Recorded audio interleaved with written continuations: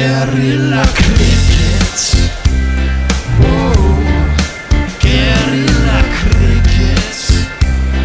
Whoa.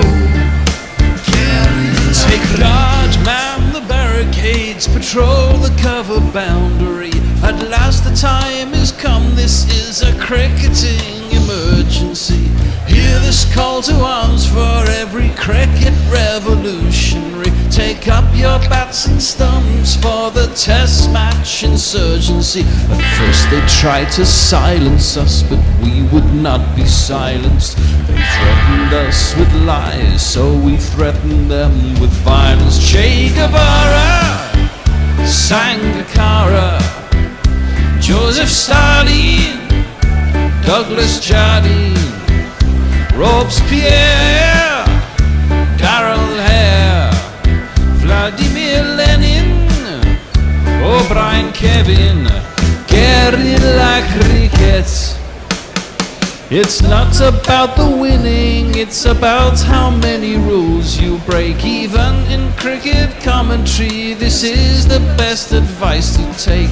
Pick guerrilla cricket, it's the finest choice you'll ever make. There's so much more to cricket than rev counters and a slice of cake. At first they tried to sanitize us and clean up our act, but people like it filthy, and we know that for a fact. Fidel Castro, Lenny Pascoe, Carlos the Jackal, Umar Akmal, Mahatma Gandhi, Grant and Andy, Brendan Behan, Austin Ian, guerrilla cricket. Stick with us, cause you know we're not the kind of thing that you see on the TV and the radio. So vive la revolution. First they tried to buy us, but we would not be bought. Okay, we were, but then we ran away, and we will not be caught.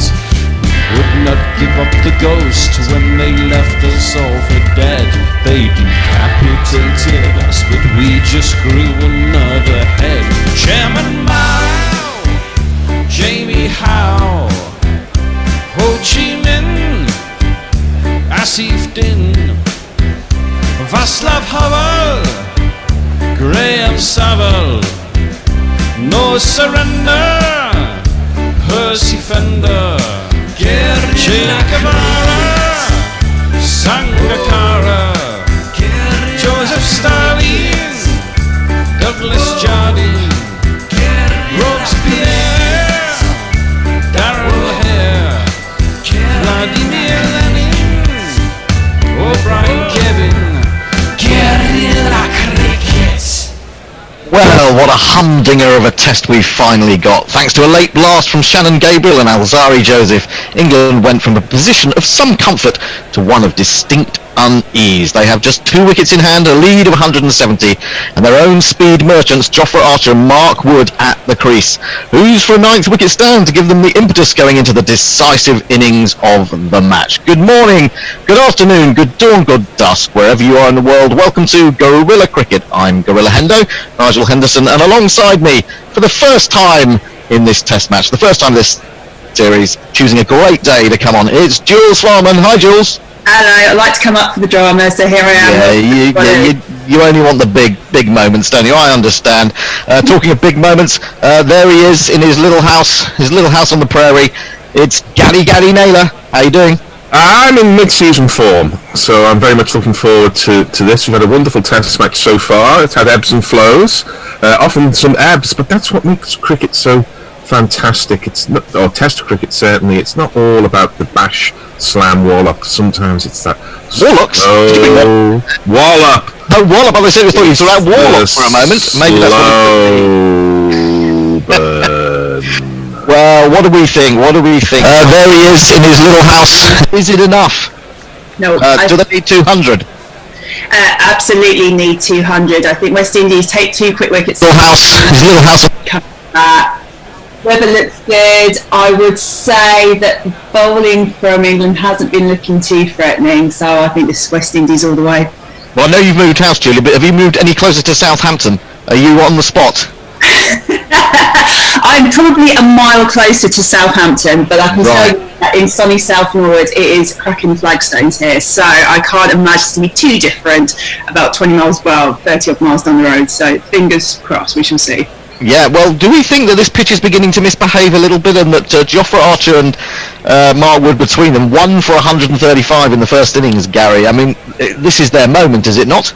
Well, it's why you pick a bowling attack is to win test matches, and I think England have got a chance. I mean, I've seen a tweet from Michael Wagner this morning telling us that 225 is the historical tipping point where the chase begins to favour the bowling side rather than the batting side. I think on this wicket, I think 200's about the tipping point. So I still think England are a little bit behind the ball, so to speak. But I also think that if England bowl well here, get a bit of luck, then anything could happen.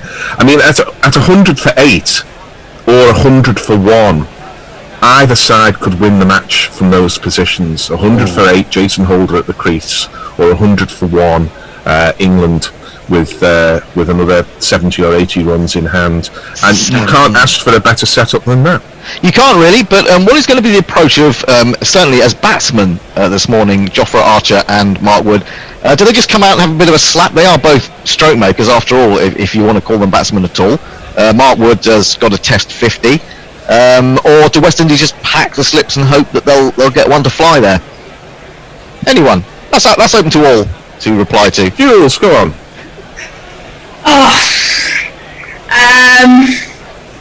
I would say what you want to do is kind of. So it's a bit tricky myself. It's just not as on social media actually, but I would say quickly get them up this morning, bounce them out, and then for when we come in, I'm slightly of the opinion we didn't pick the right bowlers for this test. I would have actually picked Rowan Ali and I would have picked Broad. I think. And most people will agree with you about Stuart Broad, but Dominic Bess has handled himself pretty well, has he not?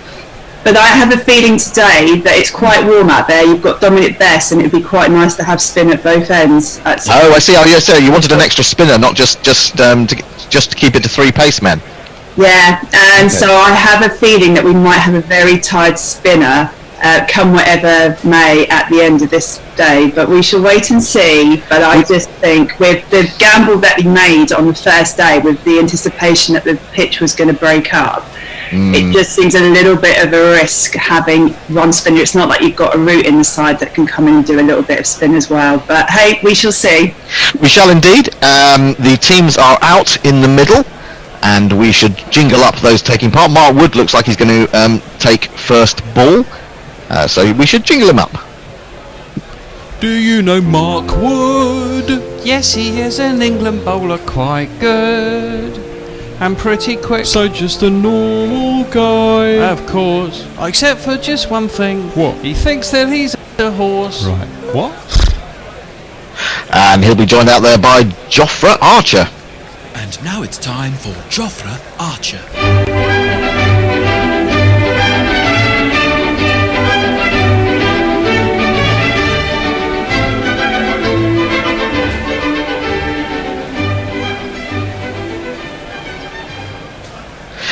You can often work out the mindset by the field setting, actually, and I think that the West Indies are a little bit over defensive here. I'll bring you the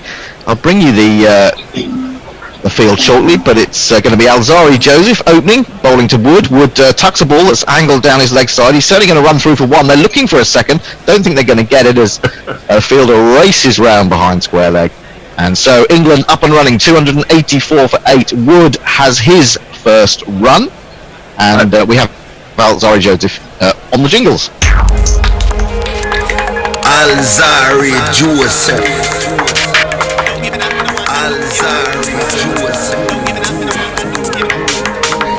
Alzari Joseph. Alzari Joseph. Now Jofra Archer comes down to face. I see Al Hodge on our internal Zoom group chat has said, Wood not protecting the tail. What's going on out there? 2 slips and a gully. I'll bring the rest of the field to you in a minute. Joseph in then to Archer, and that's again slightly misdirected. Foolish on his leg stump, and he's eased that down to long leg. He's taken another run, goes on to 286 for 8. Now, Jules, I should say, you're on the Twitter sphere and the Crick Tracker forum. Tell us what's happening. Yes, I am. We've got Ahmad Mahmood who's joined us over on YouTube, and he seems to be on a bit of a defence at the moment of old Joss Butler on Twitter. I mean, as much as I like Joss Butler, he's not the best glove man in the country. He's not really averaging that well with the bat at the moment, bringing folks. But yeah, we've got a bit of a defence going on that happening. Joseph bowls again to Wood. Wood throws the bat at that one way outside off stump, hits it quite well, but finds Shamar Brooks at backward point, and there is no run. Anyone else? Can I just give a little bit of answer before Mark Wood slices one to gully and is out? Yes. The first ball Mark Wood faced, he ran straight down the middle of the pitch, digging his spikes into it.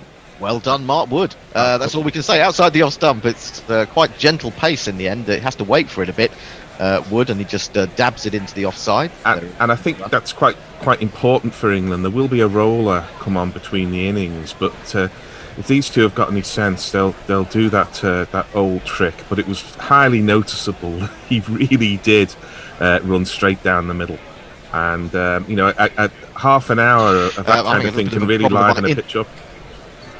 Next, I'm hearing Gary, and he's breaking off. Comes Joseph bowls to Wood, and that's a perfectly fine forward defensive bat.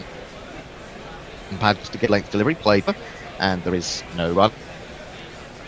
I should say GBL is open, and we have until 1 o'clock, i.e. lunch, or West Indies being 6 wickets down, by which time you must make your decision. If you want to play the GBL, go to guerrillacricket.com/competitions, follow the instructions, and the main instruction is to make an estimate and give us a quid while you do it, and then if you get it on the nose at the end of the day or the end of the game, you win what's in the pot. 20 quid in there at the moment. In comes Joseph, bowls, and forward comes Wood, looking very compact, very confident, and plays it to backward point. That is the end of the opening over of the innings, and let's see who else has joined us on Twitter.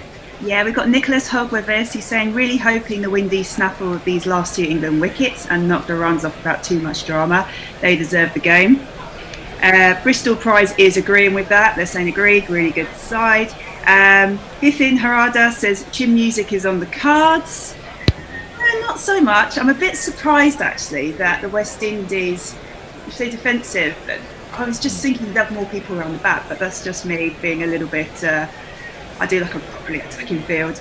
And then we've got Gloomy Aspect who said, just realised who you are, and I've listened to you on Guerrilla Cricket plenty. We've got one of the Annie Chave supporters. And I think when there's someone like Folks who has seldom let them down on any occasion, front waiting in the wings, it's a kind of do or die minute for him. Horrible situation, but you're right. So the debate on our England's wicketkeeper continues. Well, that will go on. Well, I haven't got long to actually decide on a 13 for the next test. There's only 3 or 4 days between it. Shannon Gabriel is in, bowls to Jofra, and Jofra tucks that away for another easy single to long leg. We should jingle up Shannon Gabriel. Shannon Gabriel.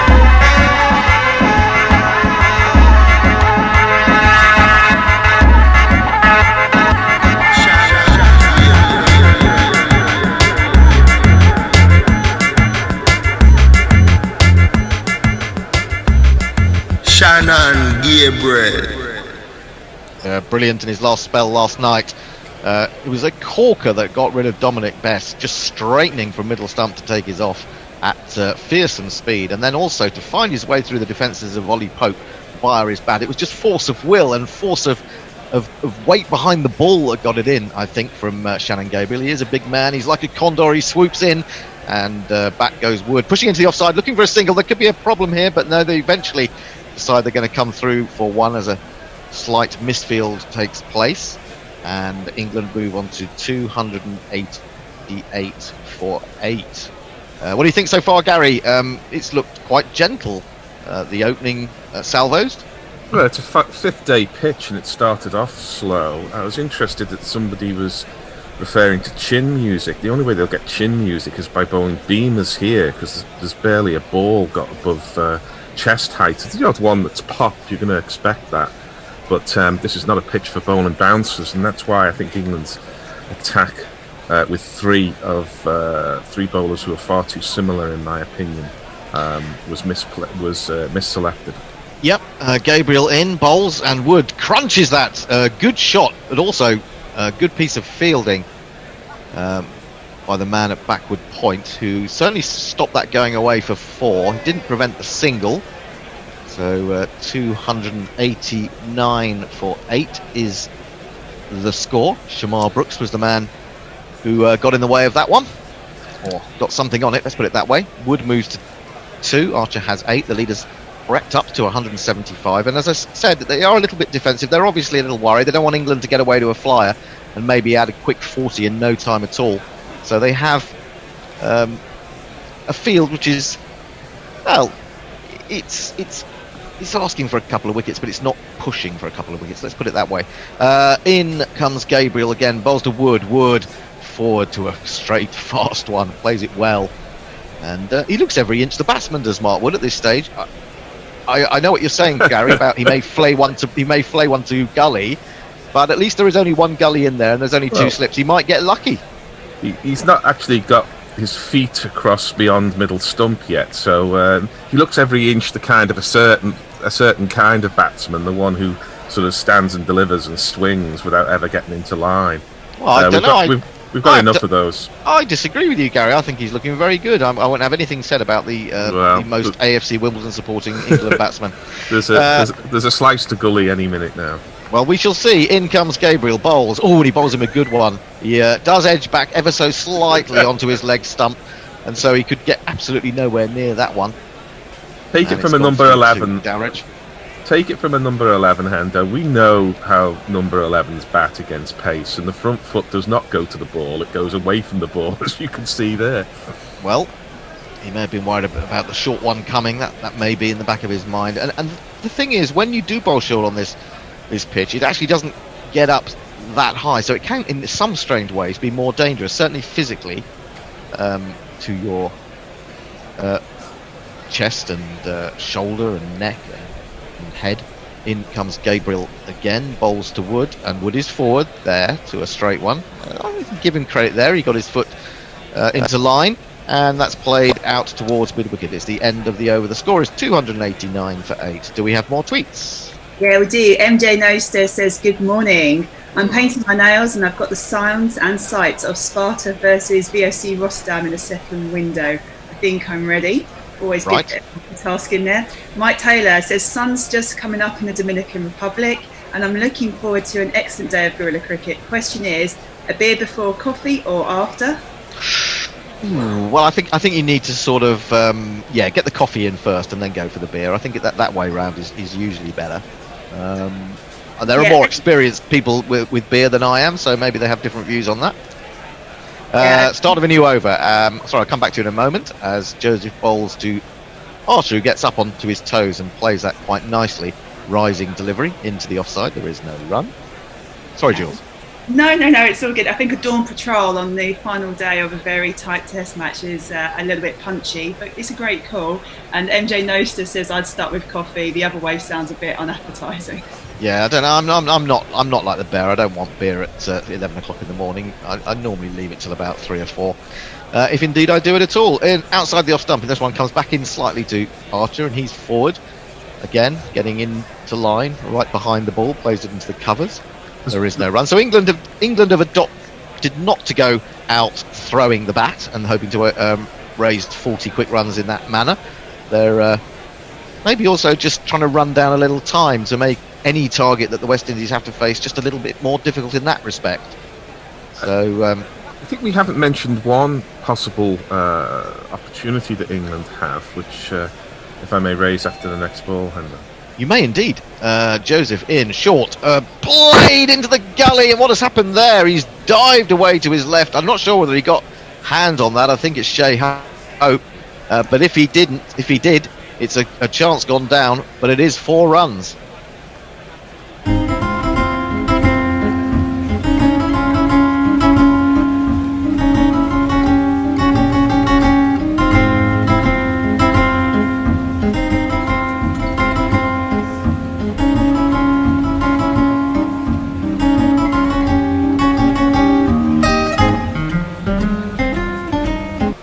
And that's why I was talking about West Indies being a little bit defensive. They might have had a catch there if they'd had the second gully in. This ball is defended very watchfully by Archer. The ball bounces up towards the bowler, and there is no run. That took England on to 293 for 8, the lead to 179. So we haven't mentioned Joe Denley, because his route into this side was through being the outstanding white ball bowler in English cricket about 3 or 4 years ago with his leg breaks. They've been underused in Test cricket, but he has had a little bit of success, and that is the second spin option if England need it. Well, when you say a bit of success, I'll tell you exactly the success he's had, as Joseph is in again, bowls onto the back foot, goes Archer, looking for the single as he pushes into a ring of 3 on the offside, but it isn't there. Yes, I think perhaps because he got a few wickets in one-day internationals, we tend to think that he's done better at Test level than he has. He's actually only got 2 wickets at Test level, and they both came in pretty sure in South Africa. So he's only just opened his account in terms of wicket taking. But I take your point. It is an option, and the trouble is he economical enough to give more than a couple of overs to? Joseph turns again, runs in, bowls to Archer and beats him outside the off stump. Maybe kept a little bit low, that one. Taken by Dowrich. It's the end of the over, 293 for 8. Jules, more on the Twitter sphere. Yeah, well, we've actually got a Knacklegram, so I love the fact we don't have the patter of Knackle's feet, but we do have some way of messaging communication during these COVID times. So there was a poll out pre the start of play this morning for an 18% England win, 13% draw, 65% West Indies win, and a 4% of a tie. So there you go. Some interesting stats coming out there. We have the ever lovely Martin Lawrence with us. He says, Hendo, Jules and Gary, good morning. Good morning. Lovely to have you. And we've got Mog with us as well. Hello, Mog. Hey, the wonderful Mog. What wonderful things he does, the wonderful, wonderful wizard of Mog. In comes Gabriel to bowl to Wood, and it's down the leg side, horrible delivery, and Dowrich can do nothing but parry it with the end of his finger, and that may run away for 4 buys, I think it was, unless it flicked the pad on the way through. We shall see. It's certainly 4 runs. The keeper, but somehow let it through, straight through the keeper, went through the keeper, gone through the keeper, that's through the keeper, it's through the keeper, straight through the keeper, went through the keeper, gone through the keeper, that's through the keeper, it's through the keeper. 1, 2, 3. That's the it just goes on forever, that jingle, doesn't it? Gabriel in again to Wood. Short one has hit him. He turned away, took his eye off the ball. As I said, these bouncers are not going to get up that high, so it's hit him halfway up the bicep, tricep, I would say. But he certainly took his eye off the ball and didn't really want to look at what was about to happen to him. I will go back to that previous ball. It was poorly directed by Shannon Gabriel, and it swung further down the leg side. Wood could not get bat on it, and Dowrich could only get a finger at full stretch. So there you go. That's 4 very useful runs, perhaps, for England. 297 for 8. Wood has 2. Archer has 12. The ball is back in the hands of Shannon Gabriel. 3 for 65 after his 4-wicket burst in the first innings. So definitely worth bringing him up from the reserve squad. In he comes again. That's another short one. This time Wood fends it away pretty well, actually, and I think he's going to get more runs, isn't he? Down to long leg. Oh no, maybe he didn't get past the wicketkeeper. That was a bit curious. I'd like to see that again, actually. I thought he'd managed to fend it away and it had gone down towards fine leg, but I think it dropped short of the keeper, who managed to get hold of it. No, it was 4. 297 for 8 is the score. Where I can see Denley being useful is if Campbell or Blackwood are really thrashing it about, and I don't think either of them are going to stand there and poke the ball into the gaps. They're going to be hitting boundaries. That's when you need to bring Denley on, get the ball above the eye line, and get a little bit of drift, and I think that's where he may prove useful. Gabriel in again. Awful ball down the leg side. This time Wood tries to whip it. It's too far outside leg stump for him to make contact, and another wasted delivery, which in fact may turn out to be a no ball by about 3 inches, as we see from side on. Or maybe that was the previous ball, because nothing has been added to the score. So did the umpire miss that? Curious one. Score remains 297 for 8. And it's Wood about to face Shannon Gabriel. Another fine morning in Southampton. High cloud, but mainly blue as you look up. So shouldn't expect dramatic swing unless you can get a little bit of it with the new ball. Shannon Gabriel in, bowls a full ball to Wood. Wood is forward and plays that confidently and well timed up to mid-off. And there is no run. That was 90 miles an hour, 90.2 miles an hour. 297 for 8 is the score. Yeah, Joe Denley. Well, I'm not sure, Gary. I don't think. Well, I mean, Joe Denley's not going to be the first person they turn to. England are going to have been bowling pretty badly for Denley to get a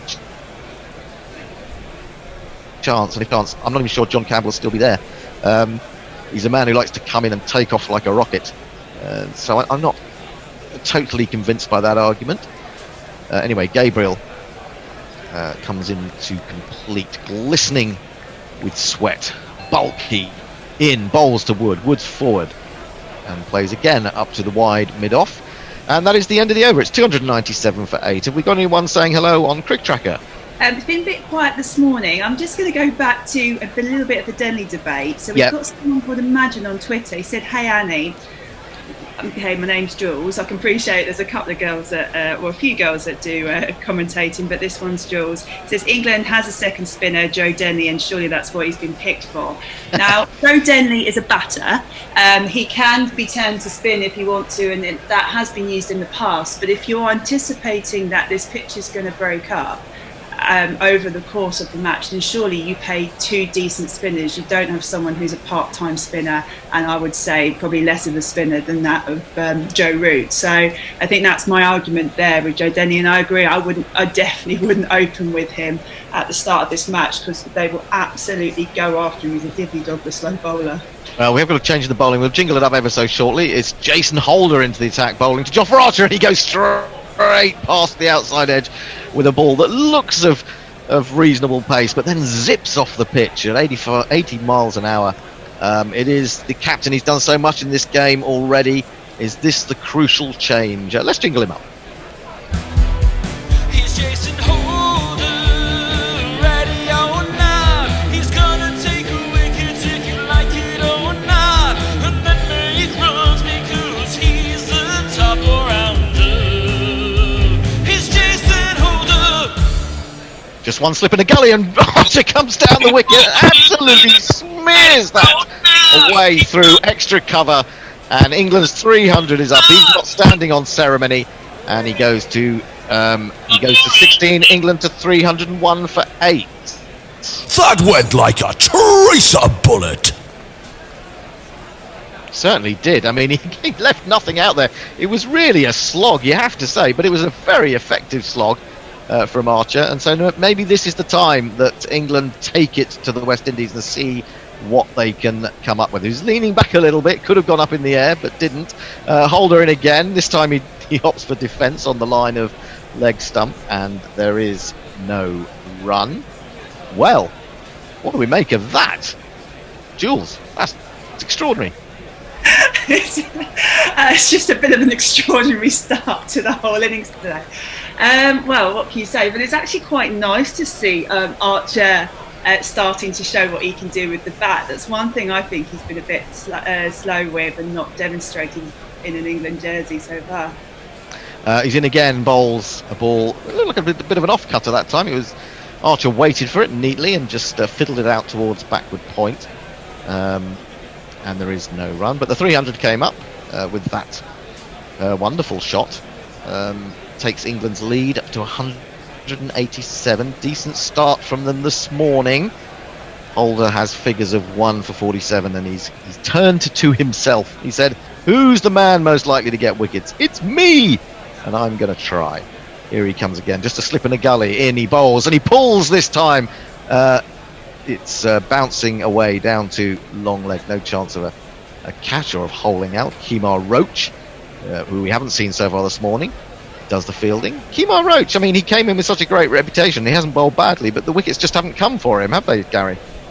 No, I mean, I think Ben Stokes targeted him a bit yesterday. He started charging him and he hit the first ball of a new spell four, absolutely smeared it for four.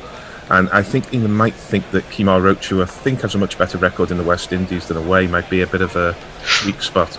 Well, no, you were talking about Beamers being bowled. That's the only way we're going to get any chin music. And Holder let that one slip out.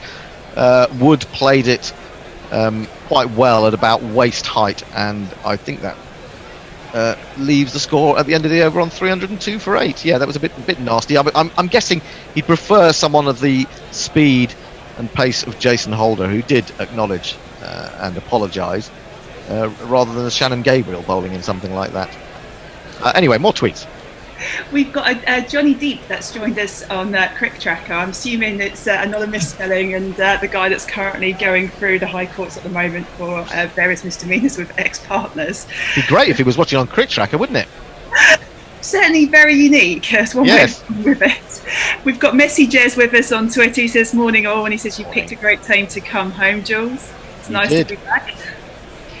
We've got Hombre Nuevo, who says, good morning, Gorillas. With all the talk of what ifs in regards to the emission abroad, surely would not the inclusion of Wokes or Curran be the better choice, as their potential with the bat, along with their bowling, would have been of much use in this test? That's a very good point. Gabriel started a new over, bowling to Archer. It's a short one, and Archer gets down. He has a long way to go down. He's a tall man. Gets under that, though, with great confidence and ease. And now Shannon Gabriel is bowling with just the one slip in the gully. So signs that the West Indies are really worried that this could get away from them in this little session. Yeah, I think, Hendo, there's a bit of thinking about this, is that these are tail enders who are already showing they're throwing the bat here. You're almost as likely to be caught at sort of deep extra cover as you are at third slip. So I do kind of understand. You do have to kind of distribute your fielders around the outfield, because the balls was likely to land anywhere on that greensward as it is to land anywhere else. So I think there's some thinking there. Gabriel in bowls, and that's a short one up into the ribs of Archer, but he plays it well. He gets across his stumps and turns it away behind square leg. They run through for one. England move to 303 for 8. Yeah, we've been waiting to see what Archer can do with the bat. I think someone was saying yesterday he averages something like 26 in first class cricket, so he obviously can hold the willow and wield it. Just hadn't had he had the opportunity in the first innings, but it was a very good ball that got rid of him. But he's now showing that he can be useful down the order. He's on to 18. Wood has just the 2. A couple of changes being made to the field. A man is coming in now at leg slip stroke leg gully, but Jason Holder's not completely happy with that yet. Is he bringing in a short square leg? Well, he's bringing in a short mid wicket, about 10 metres from the batsman, which is interesting. I guess we may get some attempted chin music. Let's see what tune Shannon Gabriel wants to play. Here he is in bowls, and Wood steps back and carves at the ball, but gets an edge, and it goes through to Dowrich, and he's on his way. Wood has gone. 9th wicket is down. England 303.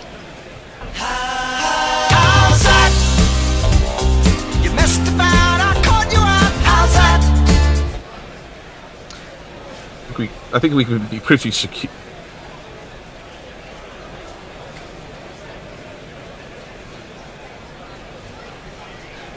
Well, it's all gone quiet where I am. I hope it hasn't where you are. Just a few problems with the technology. Mark Wood. I'm disappointed with Mark Wood there. I thought he was batting okay, getting into line. Well, he wasn't, Hendo. He was getting into line for the straight balls. But he also got hit in the previous over, and he didn't like it. It hurt him, and it would do. Jason Holder gets kind of an assist, I think, for that wicket, because I think Mark Wood was thinking, sod this for a game of soldiers. I don't want to stand here and get hit. And who can blame him? He's number 10. Well, he is a number 10, but I mean, I thought they were doing all right, and I thought they should grit it out for a little bit longer. I do as well. But he definitely did not fancy it, and he definitely wasn't. If you when you were saying he was going forward, his front foot was coming forward, but it was coming forward on a kind of -1 stump line, if you like. It wasn't even moving up forward on the leg stump. It was moving forward outside leg. He was always giving himself some room. So I'm a little disappointed, like you, because I think Archer's playing very, very well here. And if Wood had been able to wear a few and block the rest, then Archer could get 30 odd here, and that would be very handy. Yes, indeed. Anyway, on his way to the middle, a man with a high score of 81, so there's still hope, and an average of 9.64, so there's no hope. It's Jimmy Anderson. Jimmy, Jimmy, Jimmy, aja, aja, aja. Jimmy, Jimmy, Jimmy, aja, aja, aja. Jimmy, Jimmy, Jimmy, aja, aja, aja. Jimmy, Jimmy, Jimmy, aja, aja. I think it was a good bluff, actually, by Shannon Gabriel. He brought in the man close on the onside. He brought in the leg gully. So Wood, having received that beamer, would have expected the ball to be coming up around about his ribs or shoulder.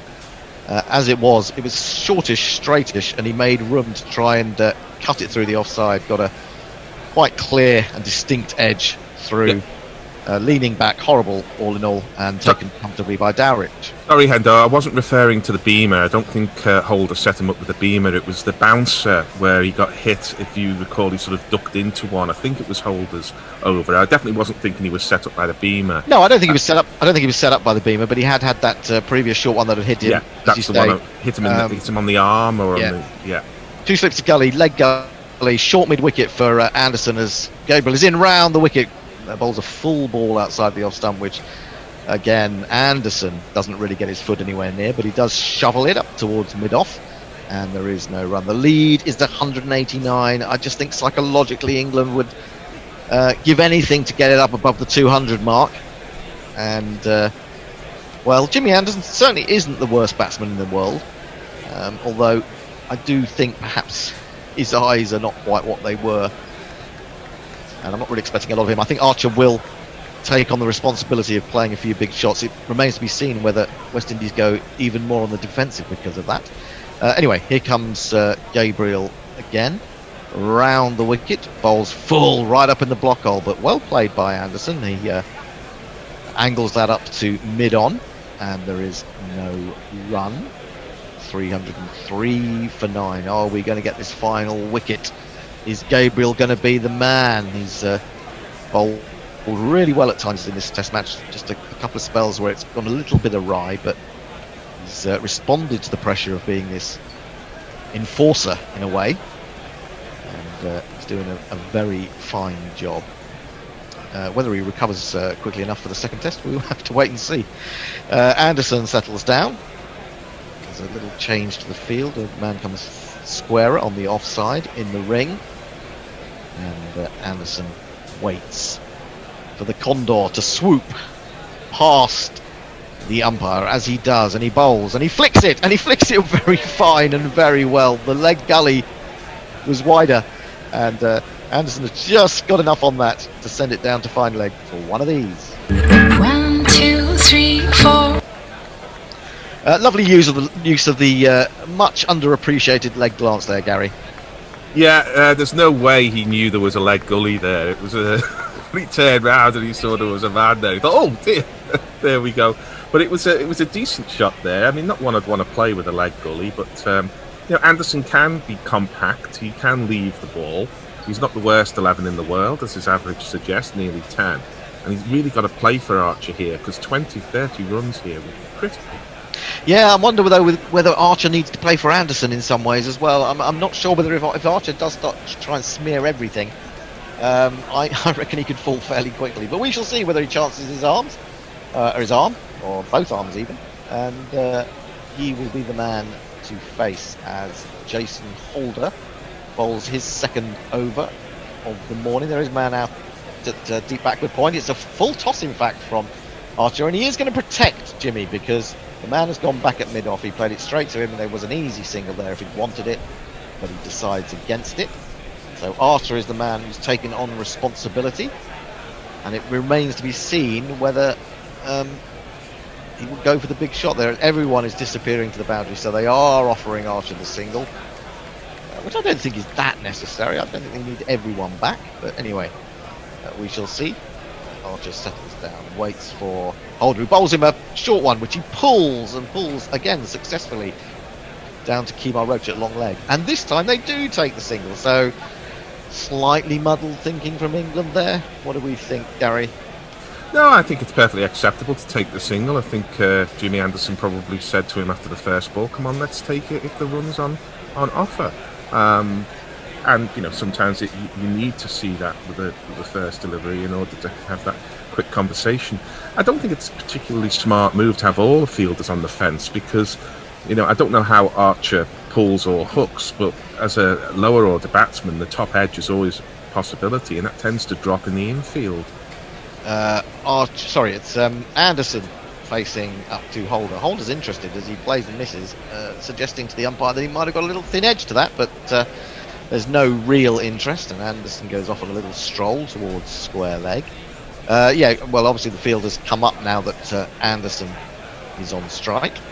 So maybe it's time for Jimmy to let fly. We shall see. 308 for 9. The lead has moved on from 170 at the outset to 194 now. And Holder is into the left-handed Anderson, who has a little poke at that. Maybe he just let the bat dangle in midair and allow the ball to do its work and go through to Dowrich. Any tweets, Jules? Yeah, we've got Evil Scooters with us. He waves hello there to Hendo, Gary and Jules. Happy Sunday, and I hope you and all listening are well. Another day 5 begins with 4 possible results in play. Viva Test cricket. Happy Sundays indeed.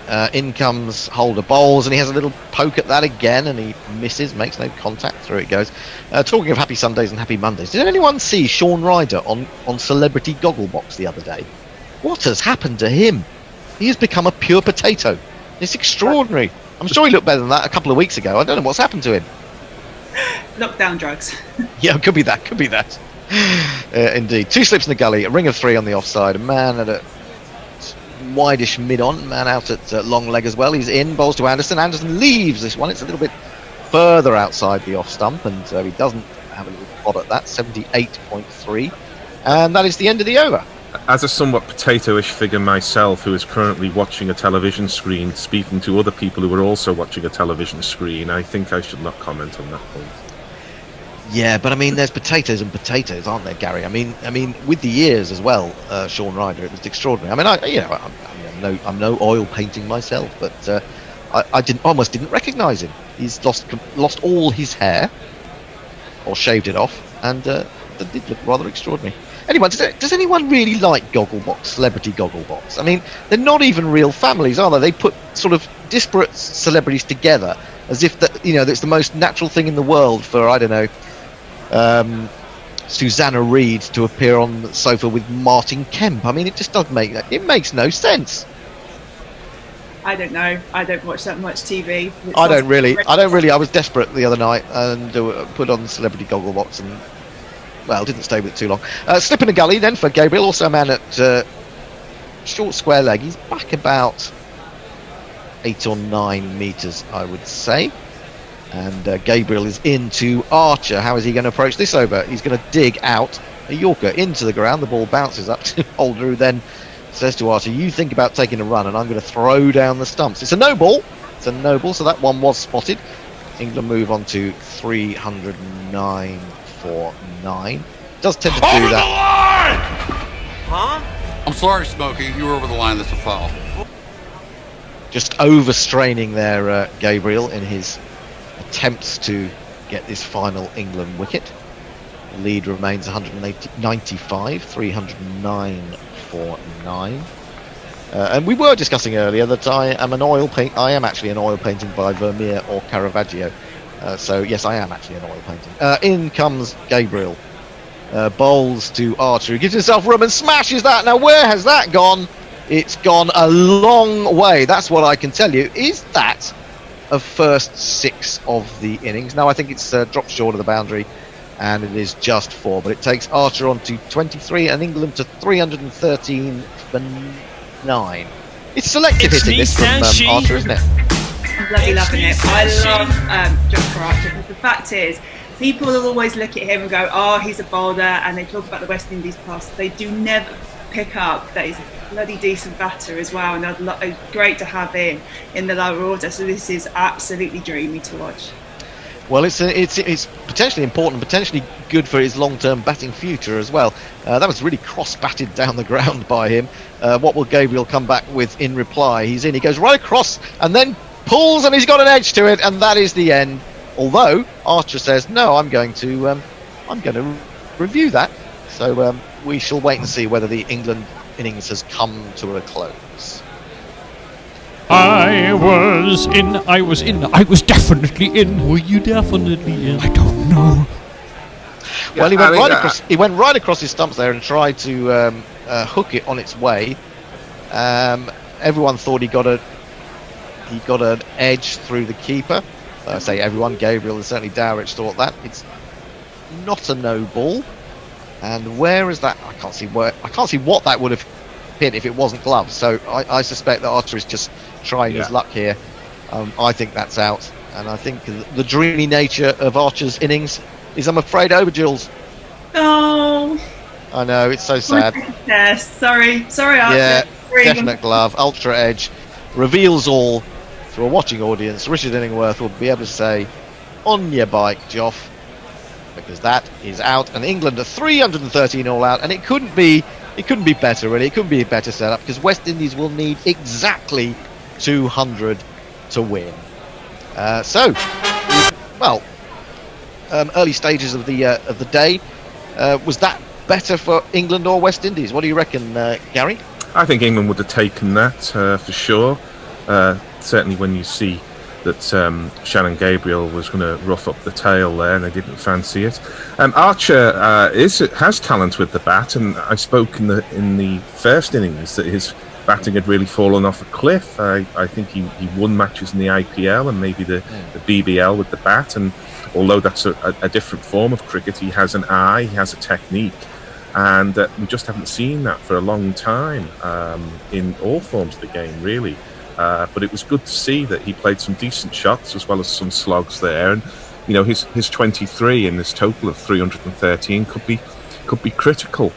His main job is with the ball, of course, which is what's coming next. But I certainly think England would have taken that. Possibly the West Indies would have as well. It's a kind of morning where both sides can take something from it.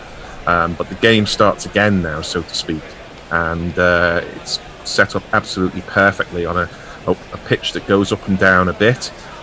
It may or may not offer spin, but it'll certainly offer variable bounce to the spinner. So England are right in this, and they're going to need 2 or 3 batsmen to bat really well. West Indies here, a couple of 20s up at the top of the order, and then a nice cameo of 30 at number 7 is not going to be enough here. They need batsmen to make 50s and 60s, and on this pitch, a 50 or a 60 is worth 100 on plenty of others. Yeah, I wonder how John Campbell approaches this. I mean, if he was to come out and go off from the start, I mean, he could put some serious inroads into this target. I wonder whether that might be a tactic that the West Indies will use. He's a very attacking batsman anyway. I should just say that Gabriel picked up a 5 for there in the end, so he's performed extremely well in this test. 5 for 75 from 21.2 overs. Kemar Roach didn't bowl this morning. 22 overs, 8 maidens, none for 50. Jason Holder, a couple of overs this morning. 22 overs, 8 maidens, 1 for 49. Roston Chase, who did a lot of bowling yesterday and pretty usefully too, on a pitch that's not really turning. 25 overs, 6 maidens, 2 for 71. Alzari Joseph, important wickets late last night. 18 overs, 2 maidens, 2 for 45. And Craig Brathwaite, 3 overs for 9 runs. The batsman out this morning. Mark Wood caught Dowrich, bowled Gabriel for a couple, and Jofra Archer caught Dowrich, bowled Gabriel for 23. Jimmy Anderson remained 4 not out, and the target is 200. It's time for us in this break to have a little bit of a change. I'm going to be handing over to not Fred Titmus for the first time in this test match. He will be your ball by baller. Nestlers should have arrived to do a bit of social media, and Tony Bish the Bishop should be here as well. So it's all down to not Fred to take some early West Indies wickets. Can you do it, Fredster? I don't know. I'm not going to do it for the next 10 minutes because it's the mid-session interval. Thank you, well, Hendo. Yeah, well, you could sort of chat, I suppose. I could, yes. Thank you, Hendo. Thank you, Gary. Thank you, Jules, for taking us through the first 40 minutes plus 10 minutes lead into. And welcome to Sean, who is Nestle Boy, and Tony Bishop for your first performance of the day from them. Hello, chaps. Morning, not Fred. How you doing?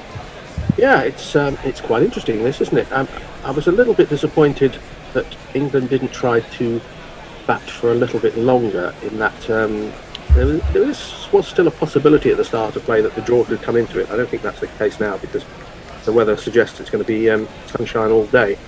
But if you took a little bit of time out of the game, that can also change the nature of the chase as well, because bats would have to do things that they're not so comfortable with.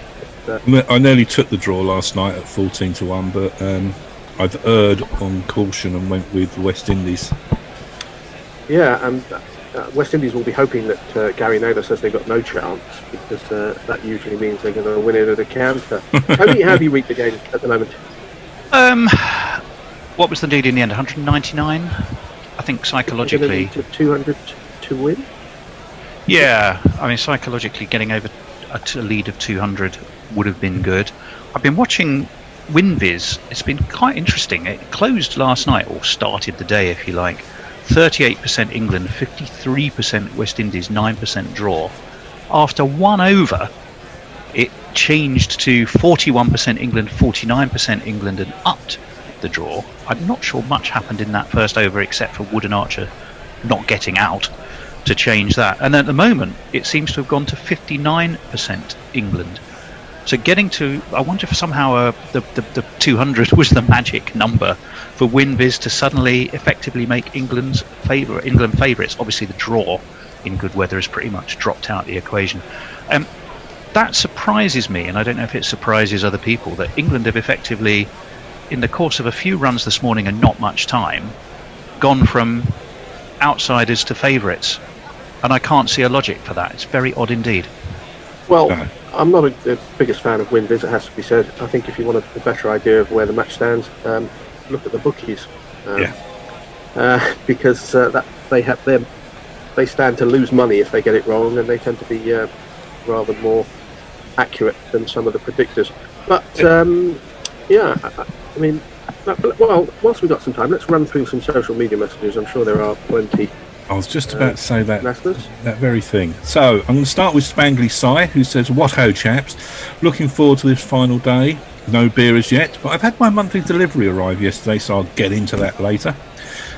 Silvery Beans, Chris says, "Good morning, Gorilla Cricket. My only hope for this day is that this goes into a third session, so I'm spared Spurs humiliation in the North London derby."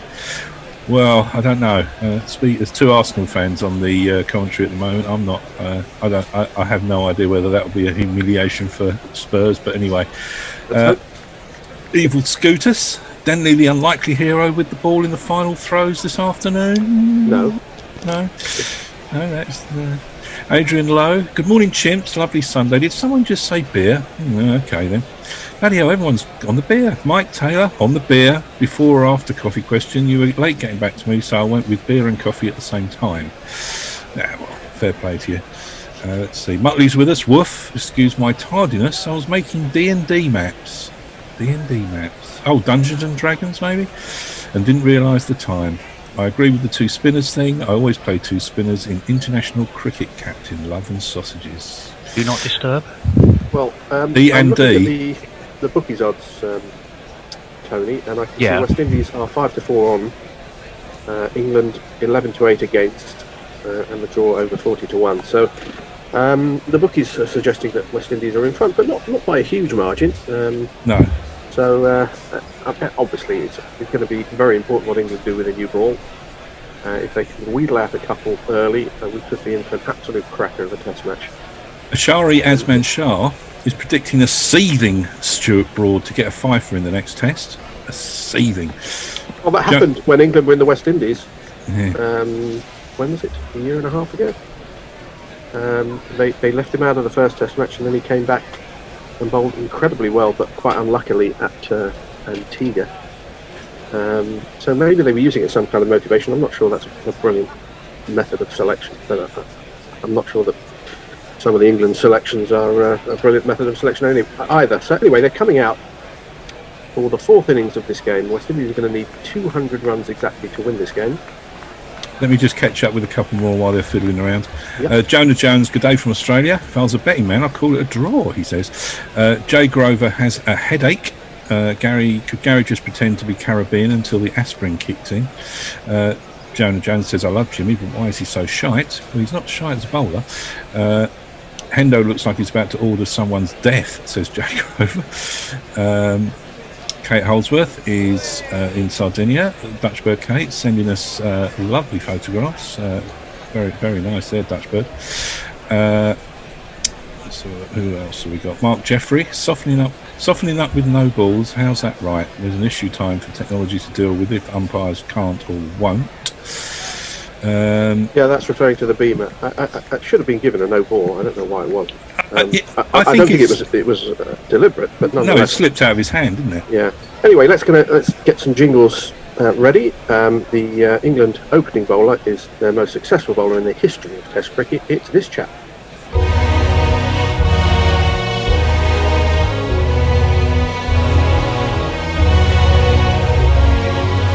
Will I catch you later, Mr. Simmons? On Twitter, Jimmy Anderson. Old school jingles, and the two batsmen. One of them who is hammering the crease with a blameless bail are these people.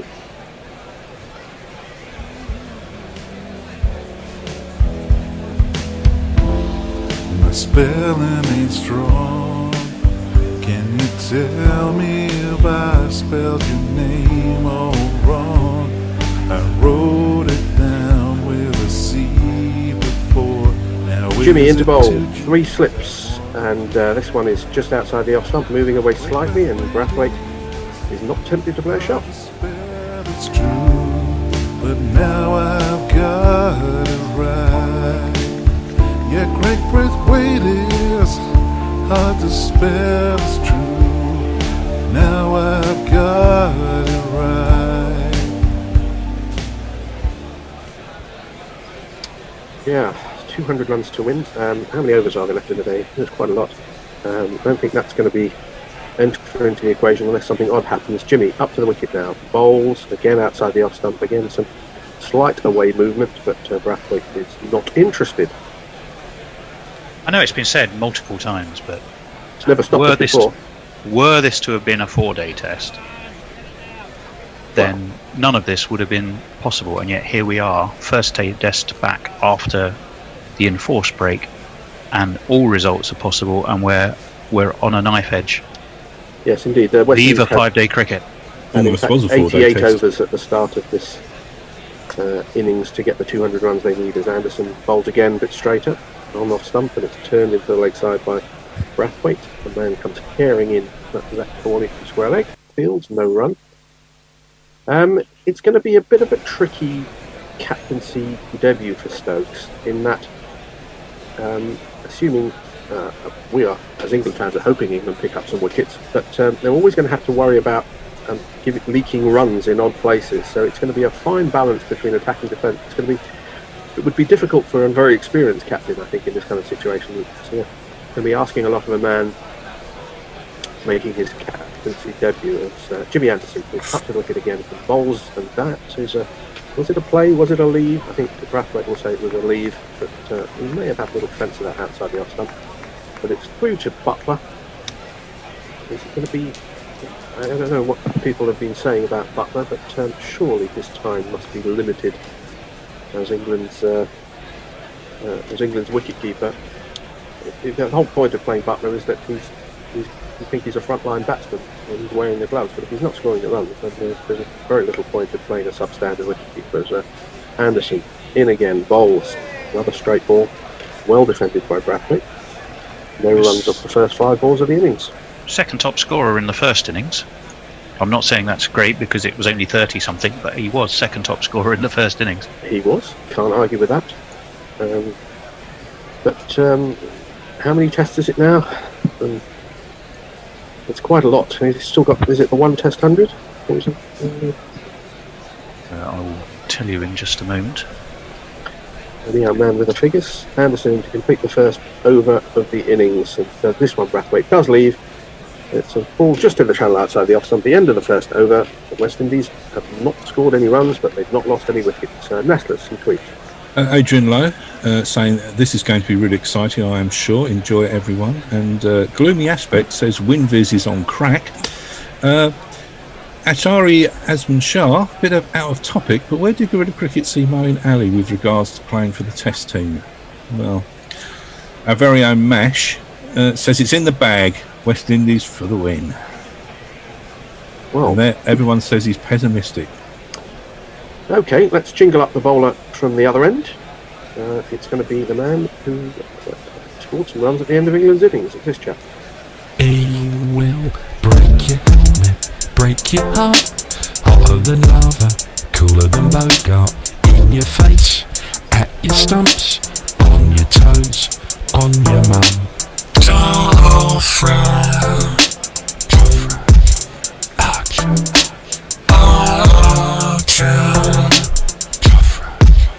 Archer, and the batsman facing is a left-hander. It's this chap.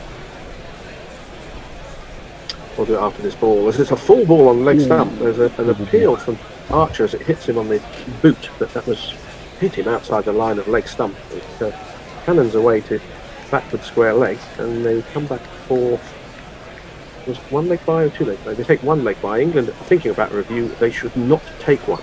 They should not take it because it was hitting him outside the line of leg stump. That's my opinion, and I hope to be vindicated by a review. Yeah, it is a leg by. No, two leg bys. So the first runs of the West Indies innings. Let's have a look at Hawkeye. Yeah, surely that was outside.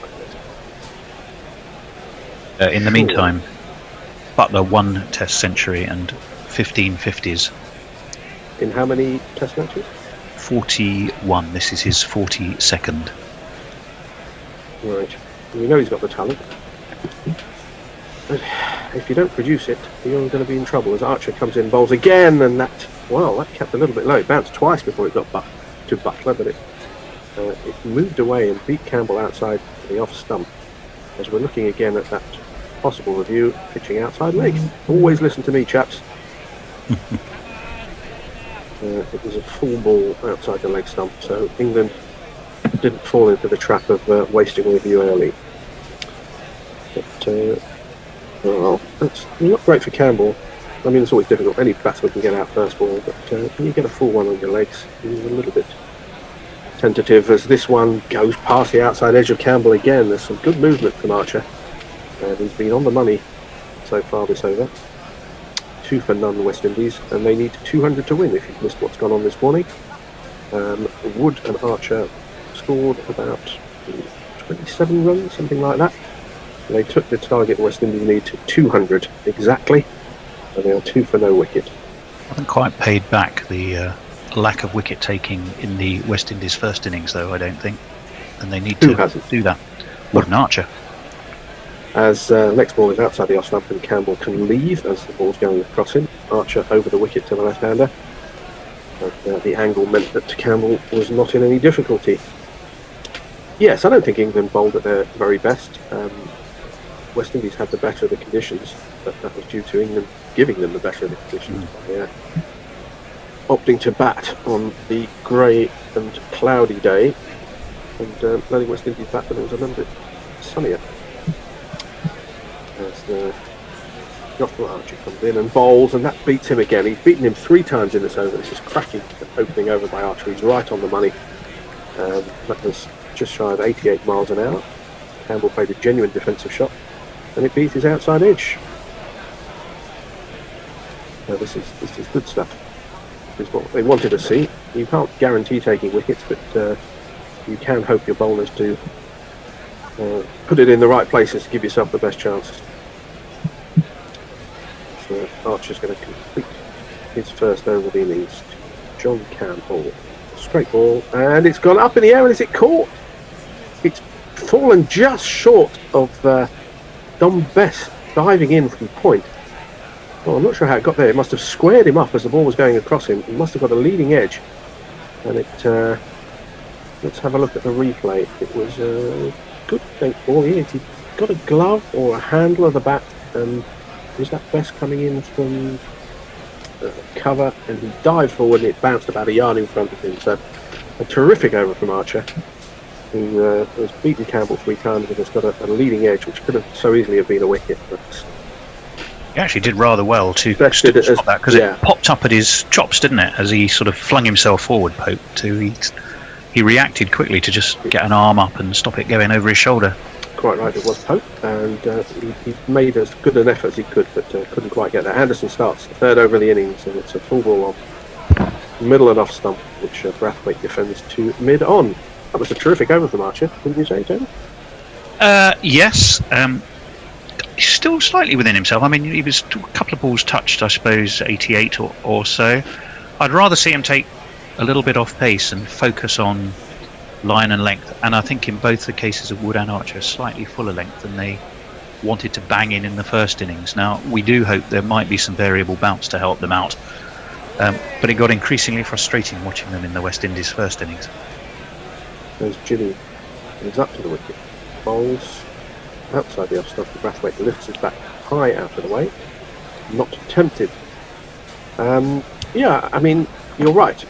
The temptation might be to absolutely hair in and bowl as quick as you possibly can, but inevitably you lose a little bit of accuracy when you do that. And this was the beauty of the way Holder bowled, I think.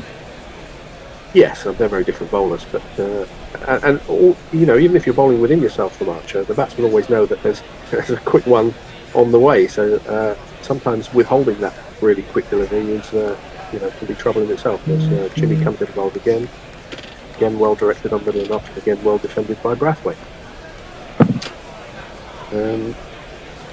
Neither batsman off the mark yet. The only runs on the board 2 leg byes. So I don't care who you are, all batsmen like to get off the mark, and they're all a little bit twitchy before they've scored their first run. The longer you can keep them there, the better.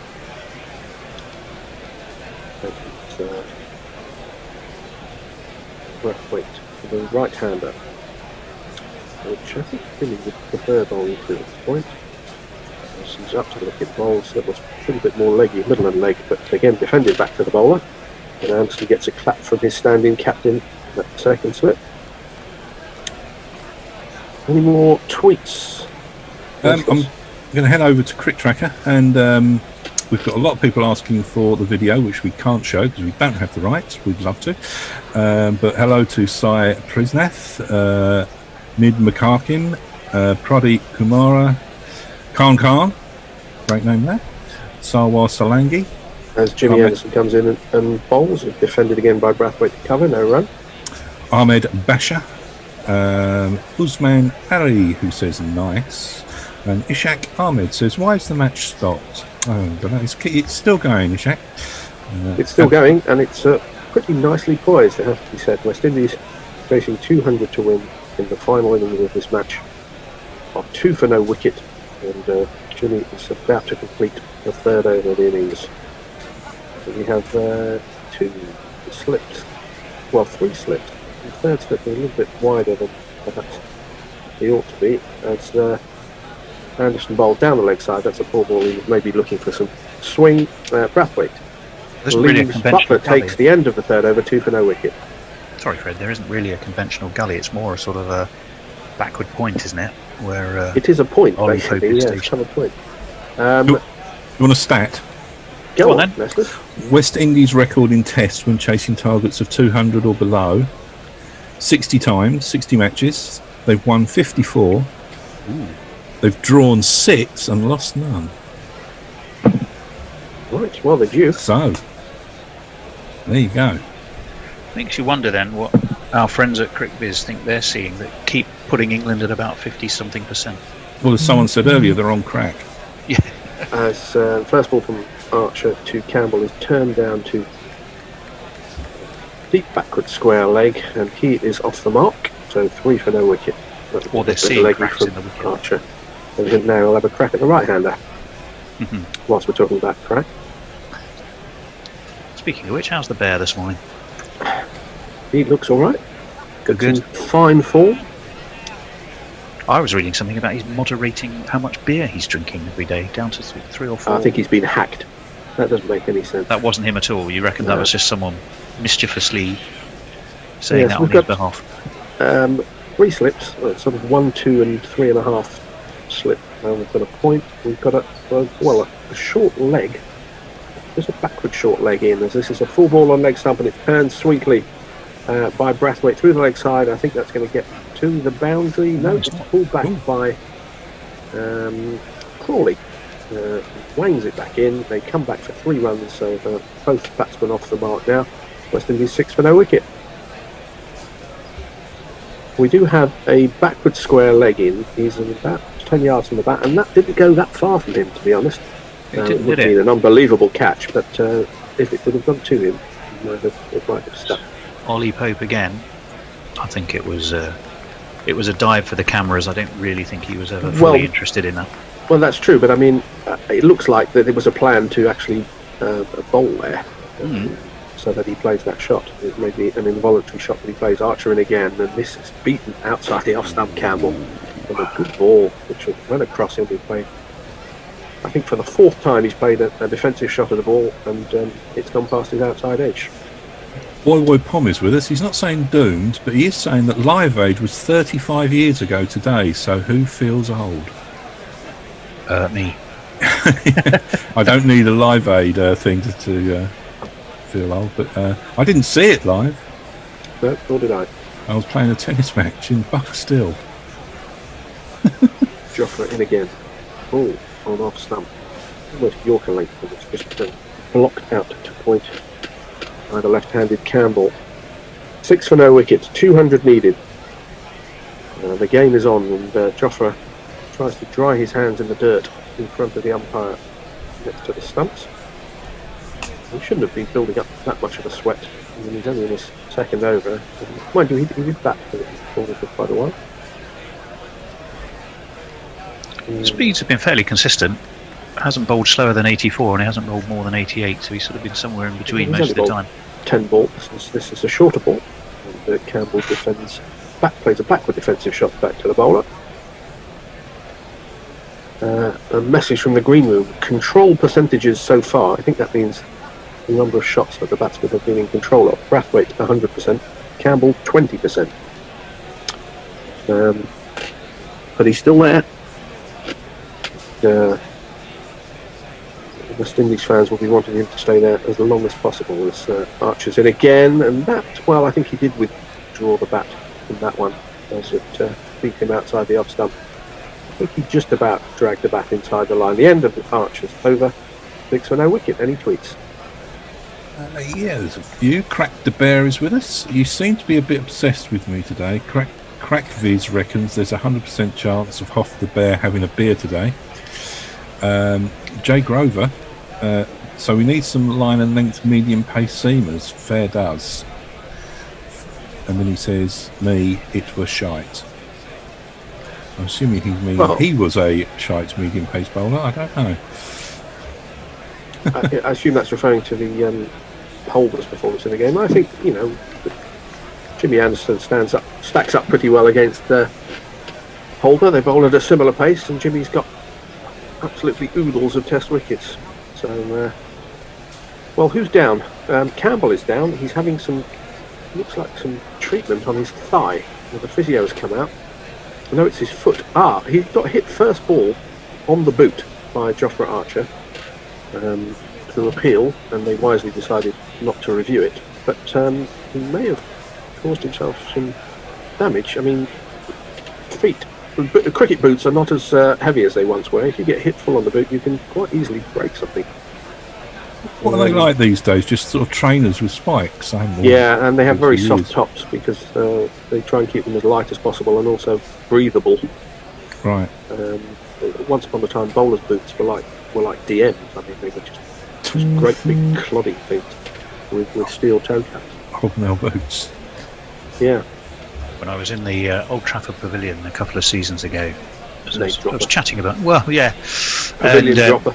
Behind me were Brian Statham's boots, literally covered in blood. where he just kept running in and got blisters, bleeding blisters. The bloody boots of Brian Statham feature in the glass cabinets there. Grass cabinet, that'd be interesting. That'd be in those days. The no ball law was not the front foot; it was the back foot, and you could put your foot down and drag it through the crease. So bowlers used to do that. So they put a lot of pressure on their back foot. So that's why they used to have steel toe cap. Do you want some comments from the YouTube sphere? Of course. Comments from everybody. Greg Wilson is here. Stephen Boyd, perfectly poised test. Finlow Paish, Denley will have to bowl very well today or risk losing his place next test. He's not going to get a bowl next, surely. And Jagbir Singh has subscribed to our channel. He's from India and he's here to speak English with us. Excellent. Please prediction. Please prediction is I predict the West Indies. I'm glad you want to speak English for us. Most of our commentators and summarisers speak English, so we're pleased to have you here. The bear, after a few drinks, speaks a language approximating English. Yeah, we're looking again at that ball from Archer, his first ball of the innings. It looks like Campbell might be retiring hurt. It looked like it hit him flush on the boot. Might have broken his toe. He's walking out. Well, we've got shades of Colin Cowdery in 1966. Is he going to have to come back in the last over? He's back with a broken foot. Ooh. He has retired hurt, so West Indies are 6 for no wicket. But he's walking off pretty comfortably, I have to say, under his own steam, and he doesn't look like he's favouring it all that much. So you would imagine that if he had to come out and bat again in this innings, he would do. He wasn't putting the toe down though. Scenarios no, but I mean, if you can walk, you can bat. You may not be able to run as quickly as you can, but I mean... Yeah, you use your toes to sort of take off, don't you? Well, let's have a jingle there for the new batsman. Even though a wicket hasn't fallen, this man is coming to the crease. Shay ho, shay ho, shay ho, shay ho, shay ho, shay ho, shay ho.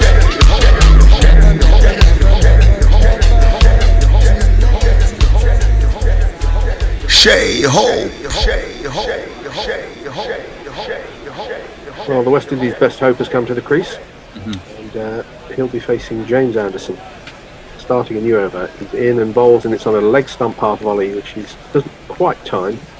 Trying to hit it through mid-wicket. Mid-on has time to come around and field the ball, but he does get a single, so he's off the mark. Oh no, that was Brathwaite, wasn't it? Not talking bollocks. Brathwaite scored that run, and Hope is now coming on to face his first ball. West Indies 7 for no wicket, chasing 200 to win in the 4th innings of his first Test match between England and the West Indies at a GS Bowl in Southampton in front of no spectators. And it's so empty, it looked like they're playing it at Durham. As Jimmy into the new batsman Hope. Bowls and ball on off stump, which Hope tried to drive. Got a bit of an inside edge. It finds its way to mid-on, no run. You're just tuning in. The West Indies are 7 for no wicket, but they've lost John Campbell, who retired hurt after being hit flush on the boot by Jofra Archer. He may have broken a toe or a metatarsal. He didn't exactly hobble off, but he walked off. Gingerly. Jay Grover remembers Live Aid. He feels old. It was shite. He says that about a lot of things. Just Jimmy in again. Good ball on off stump. Hope defends. Looks solid. There's a good documentary on iPlayer about it though, which is quite entertaining. Especially Status Quo, who can't really remember being there because they were so screwed up on drugs that they don't remember a damn thing about it. Didn't Rick Parfitt die a couple of years ago? Yeah. Longer than that now, I think. Not especially old. But are they still playing? Are they still touring? Probably. Insofar as anyone's touring, which is not at all. As Anderson comes in and bowls outside the off stump. Again, it dies on its way through to Butler, but hopefully lifted his bat well out of the way. I think Status Quo have done more farewell tours than any other band I can remember. They've been doing farewell tours for about 20 years. When you've been a musician all your life, and I'm assuming they're pretty comfortably off, there's no reason not to just play, because they enjoy playing. Yeah, that's why they do it. Musicians, as they like playing, they would play even if there was nobody there. Well, that's what the Keith Richards always says. He says, what else am I supposed to bloody do? And I love doing it, so, why not? 3 slips go down as Jimmy comes in, bowls to Hope on off stump. Slightly crabby defensive shot. He doesn't play either well forward or well back. He stays in the crease and defends.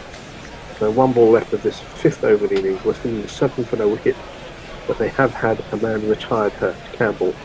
Although I would suggest that if he needed to, he would be able to bat again. Ross McDee's with us from Korea. Oh. Need the Windies at least 4 down before they cross 100, in my opinion. Well, that would make it interesting, certainly. Yeah. As Hope faces up for the last ball of Anderson's over, it comes back into him and he does jab the bat down on it. Anderson fields the end of the 5th over, West Indies 7 for no wicket. Muttley's sent us a picture of his lunch. Vegetable pistachio korma for lunch today. Woof, he says. Subtle Knife is with us. I've bloodied my shoes walking to the cricket. They were beige trainers and a blister on top of one of my toes burst. Blood was seeping through one of the seams. Oh, yeah. In the Baseball Hall of Fame, they hold artifacts of historical interest. There was a World Series, I think it was the Arizona Diamondbacks, possibly, where Kurt Schilling was pitching it, and he was obviously injured, and blood was seeping through his sock. The game became known as the Bloody Sock Game, as Archer bowled on the leg stump. Brathwaite, he turns this to the man at not a very short backwards square leg, but on the bounce, no run. And that bloody sock is in the Baseball Hall of Fame. Yeah. Well, we could have had Subtle Nice shoes in the Guerrilla Cricket Hall of Fame down in Sydenham if she wants to send them in. Yeah. Along with that, George's socks. Well, they're obviously attacking Brathwaite's leg stump because of the way the field is set up, and that one is again on leg stump, and he tries to flick it fine, misses the ball, and Butler takes. This is a definite tactic. And the thing about tactics is that the ball that often does the damage is the one which is not part of the tactic, because the batsman is worrying about something which you're attacking. The heavy bowler, the ball outside off stump, but his feet aren't in the right place, and the edge of it slip. That's what England will be hoping. But they've got in a short backward square leg with 10 yards from the bat. This is outside the off stump, and Brathwaite leaves. There's a few different ways of pronouncing Brathwaite. There's Braithwaite, there's Brathwaite, there's Braffit, oddly enough. Braffit? The common name. Which island is it from? Brathwaite? No, I don't think so, but yes, it's from Barbados, yes. And it's apparently quite a common name, and it's often pronounced Braffit. It's Archer bowls again. And he's bowled him inside edge. Brathwaite was tentative outside the off stump, and perhaps thinking about that leg side trap, he's dragged it back on. England have got the first wicket, and game on. So get on your bike and take a hike right out of here.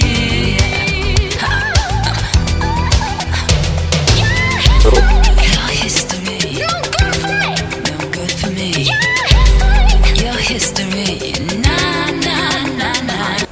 Well, it was a good length ball just outside the off stump, and he was tentative. He got an inside edge. It went between his legs. It may have just flicked his front pad and deflected onto the stumps. And he makes his way off disconsolately. So the first genuine dismissal, even though West Indies have number 3 and 4 at the crease now. One of them was retired hurt, and Brathwaite's gone. What do you make of that, Tony? I think, well, first of all, I think Archer will be absolutely over the moon, because I'm sure he was feeling the pressure of being wicketless, and that is now no longer the case. I think, well, you look at the stats, that was again leapt, old crickbiz, or crackbiz as we're now calling it, over 60% in England's favour, and I think that might just be a little tremble through the West Indies dressing room. So striking early was key. I think losing Dylan retired hurt was Possibly a bonus. well, was unsettling. Yeah. And losing a wicket on the back of that early, I think has been not ideal for the West Indies. Good for England. Let's hear the jingle for the new batsman. Who's coming up next? And is he any good? Well, he's not bad. Shamar, you know him? Not really. He ain't bad. He ain't bad. Who? Shamar, you know him? Shamar Brooks. Well, the Bear is feeling confident in the green room because he started going on the unders for the fall of the next wicket, and he's to quote, he says, "I'm going on an under roll," as Archer is into the new batsman, a shorter ball, and that gets up and possibly hit him on the glove. He took the bottom hand off the bat, so Archer's pumped up. He's smiling as he makes his way back to his mark. 5.5 overs gone. West Indies are 7 for 1, and they've lost John Campbell, retired hurt, but hopefully not too seriously for him and for his team. Both batsmen yet to get off the mark. Brooks is the man to face this last ball of Archer's third over. He's not got a very long run, but it's very rhythmic and it generates a lot of pace. It's short, it goes past his shoulder.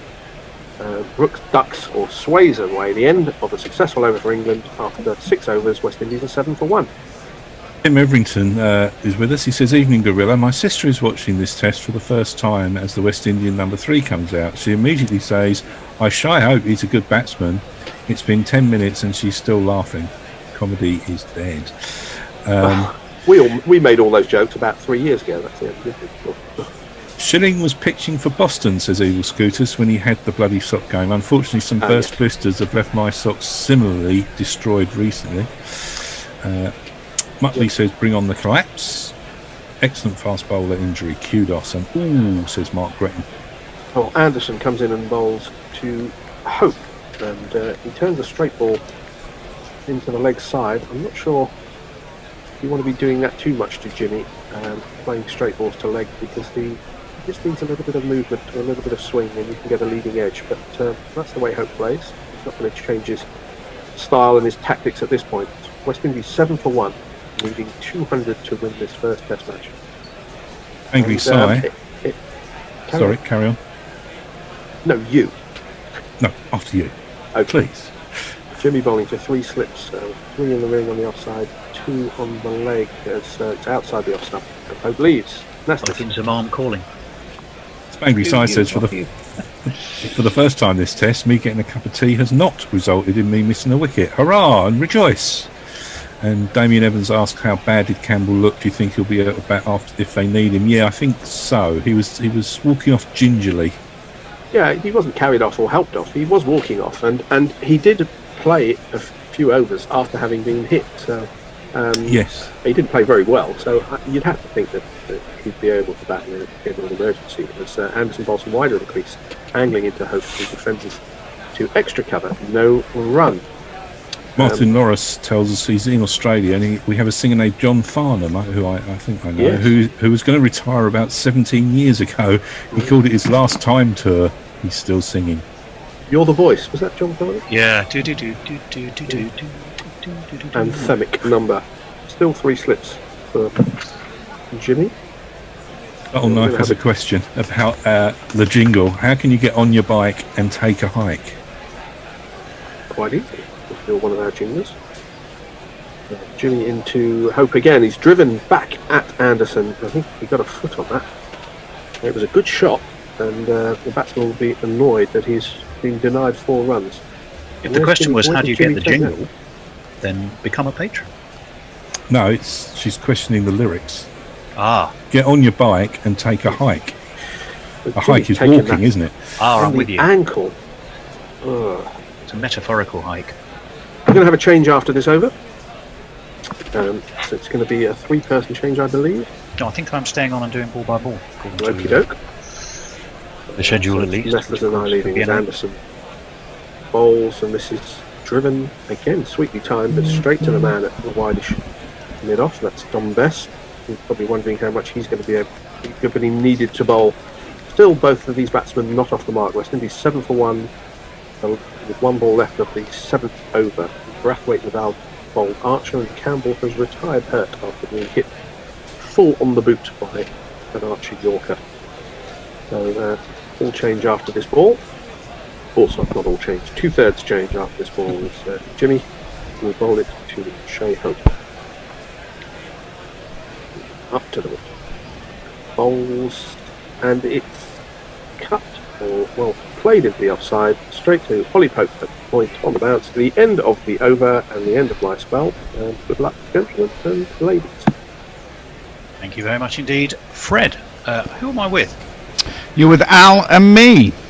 Oh, I've got the band. Al is on social media, is he? No, I believe so. Yes, I am. Yes, he is. You're a jingling and a jangling, and being an expert at the same time. Absolutely. Things there. Well, that's a beautiful day. Set fair weather-wise. No worries, I think, of early curtailments. A result beckons one way or the other. Cricketers would have it the 1 wicket down this morning, and the retired Hurt swung it quite dramatically England's way. Most England fans wouldn't be quite so confident, I suspect, as Jofra Archer continues to Brooks, who plays him nicely away into the covers, and there is no run. We've had 7.1 overs of this England of this West Indies fourth innings. Set precisely 200, a tantalising, teasing, taunting total to chase that could beautifully go either way. It's achievable in the day. The wickets could tumble, the runs could be made, all things possible. Archer in and played solidly enough, just down to his toes. In rushes Holly Pope to tidy up. And there is no run. There is some frantic ball shining going on.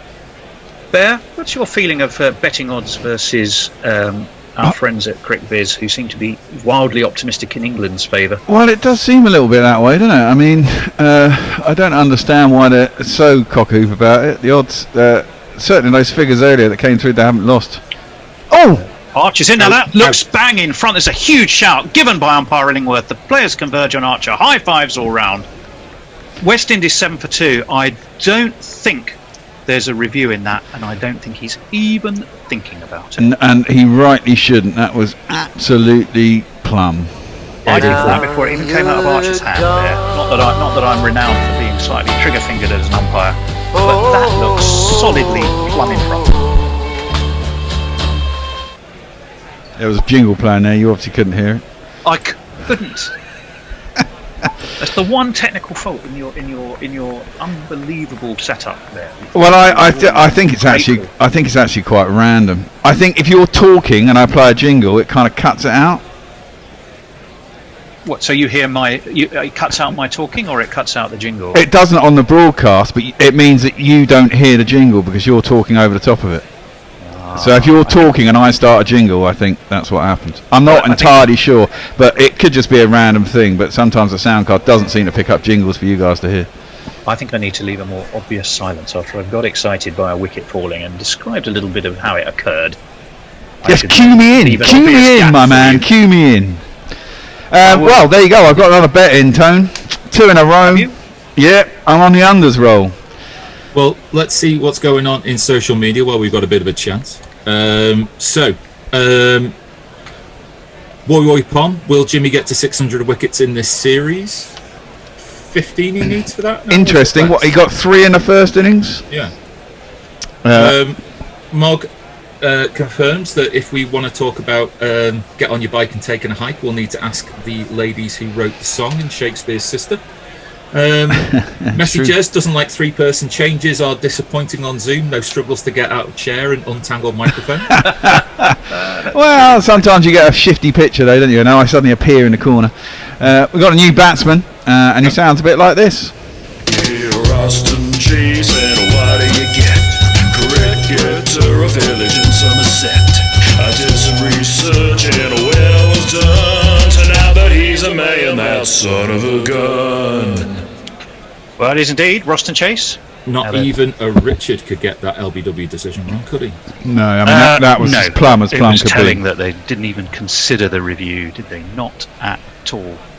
Remember, we're told even Shai Hope's only averaging 20 or so. West Indies' top order is shaky. Yes, I think even the West Indies know that. It's beautifully poised. You could not really have asked for more evenly balanced. 2 slips and a gully as Archer is in, and it's short. And it's, I'm afraid, 4 short. buys as Butler got nowhere near that. Given us wides, in fact. Was it wide? I suppose. Wide on height. Wide on height. One, two, three, four.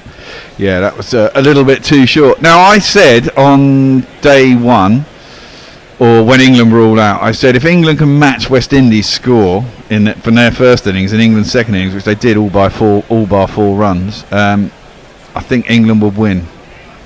It's a tight call. In comes Archer, and that's beaten Chase outside the off stump. He was looking for a flowing drive, and just enough shape away. It's interesting to me now. Archer has taken 2 wickets with fuller balls. He's got himself excited, dropped 1 short. Butler couldn't reach it, and he's given away 4 wides. What does that tell Jofra about what's effective in terms of bowling on this wicket? Bowl full, my man, bowl full. Exactly. In he is, and again, 2 slips and a gully go down. That's a little bit edgy from Roston Chase, and it's away into the offside. There is no run. 12 for 2. Archer has 1 ball left of his 4th and 2nd successful over, because he has the 2 wickets to fall this morning. And how relieved will he be? How relieved, I suspect, will Ed Smith, his mini-me, James Taylor, and the England selectors be, because they will have been twitching somewhat, I am sure, by the lack of success early on. Archer's, that one is full, right on the toes of Chase. He plays that nicely, in fact, works it away to mid-wicket, but they won't run. It's the end of the over. 12 for 2, and we will cue in Al. Right, let's have some tweets. Andy and Brum sent a lovely video of cyclocross to say that you can be on your bike and take a hike. Messages, do you feel that Archer is bowling like he's got something to prove? To which Harry the Hedaya turns around and says he's better or he's gone. History of the Netherlands podcast, they're trying their best to lose now. Sentient Quantum Fluctuation says this needs a warning. This might not be good for your health. Is that someone we know? Al, Sentient Quantum, whatever it was. Is that someone we know with a new thing, or is that a new tweeter? I don't know. I like the handle. It's a fantastic handle. I'm most impressed. Evil Scooters, rats. The West Indies are doomed. Too early for that, Scoots, but I hear what you say. If England can get another wicket in the next 20 runs, I think got another lovely Twitter handle here. StrangeCarrots.com. Yes, we know Strange Carrots. He's a good man. Yes, I'm extremely confident of an England win today. I don't think the Windies have the staying power / nerve to last the whole day against England's bowlers, and will have the adrenaline pumping. If England have learnt from the first innings about where and how to bowl on this wicket, we shall see. Jimmy Anderson will continue, driven by Shea Hope, but driven straight to extra cover. And who is that? Oh, it's our friend Don Bess, isn't it? It is indeed. And we are, in the meantime, seeing, well, he's still looking angry and grumpy. Yeah. It is, of course, Stuart Broad, the man who many said stock has risen dramatically by not playing in this game. He's got a Rambo headband tied around his head, but in white. Yeah, it does give them a sort of a slightly piratical Keith Richardsy look. I like it. The extra in the Karate Kid.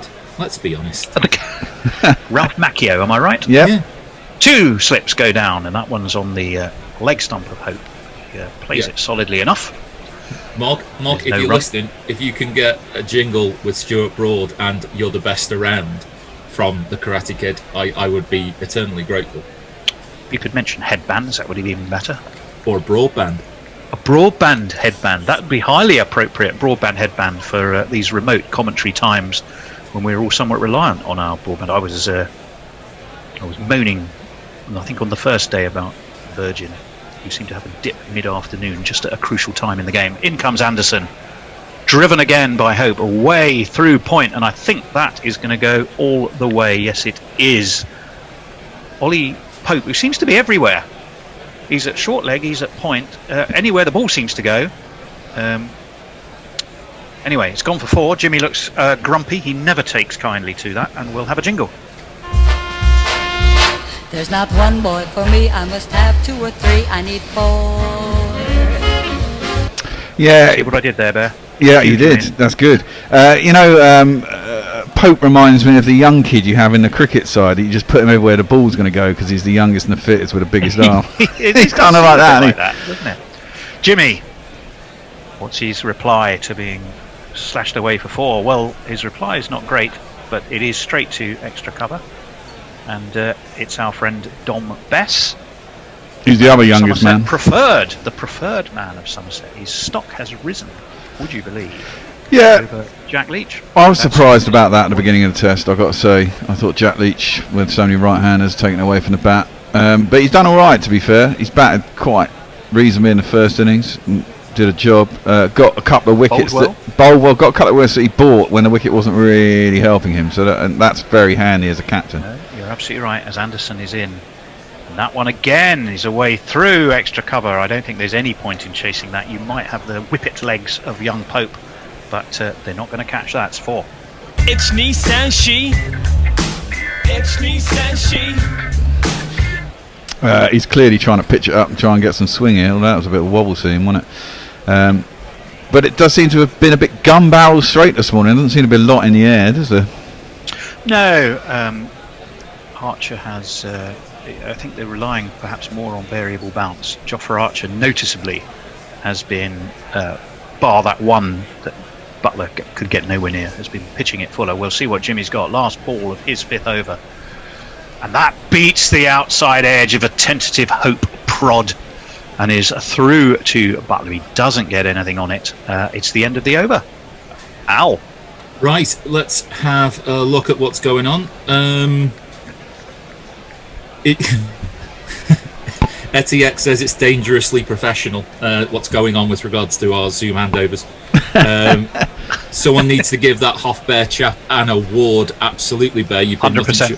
Amazing to get this all stuff on. Subtle Knife, on Subtle Knife's other screen, Sparta are chasing 47 against VOC. 5th over match, they're 7 away with 43.3 overs in hand. Ball to play for there. Moral hazard means nothing anymore. Trying to imagine Boycott's meltdown when Archer bowled 4 wides after getting LBW previous ball. Mog, I reached my broad jingling peak when I used Jethro Tull's broadsword a few years back. True enough. Ian Anderson. Fantastic. Jethro Tull. What a reference that is. You realise we've had a ball, don't you guys? We've had the first ball of the over, which was short, how did that happen? and defended into the offside, and there was no run because you weren't paying attention, people.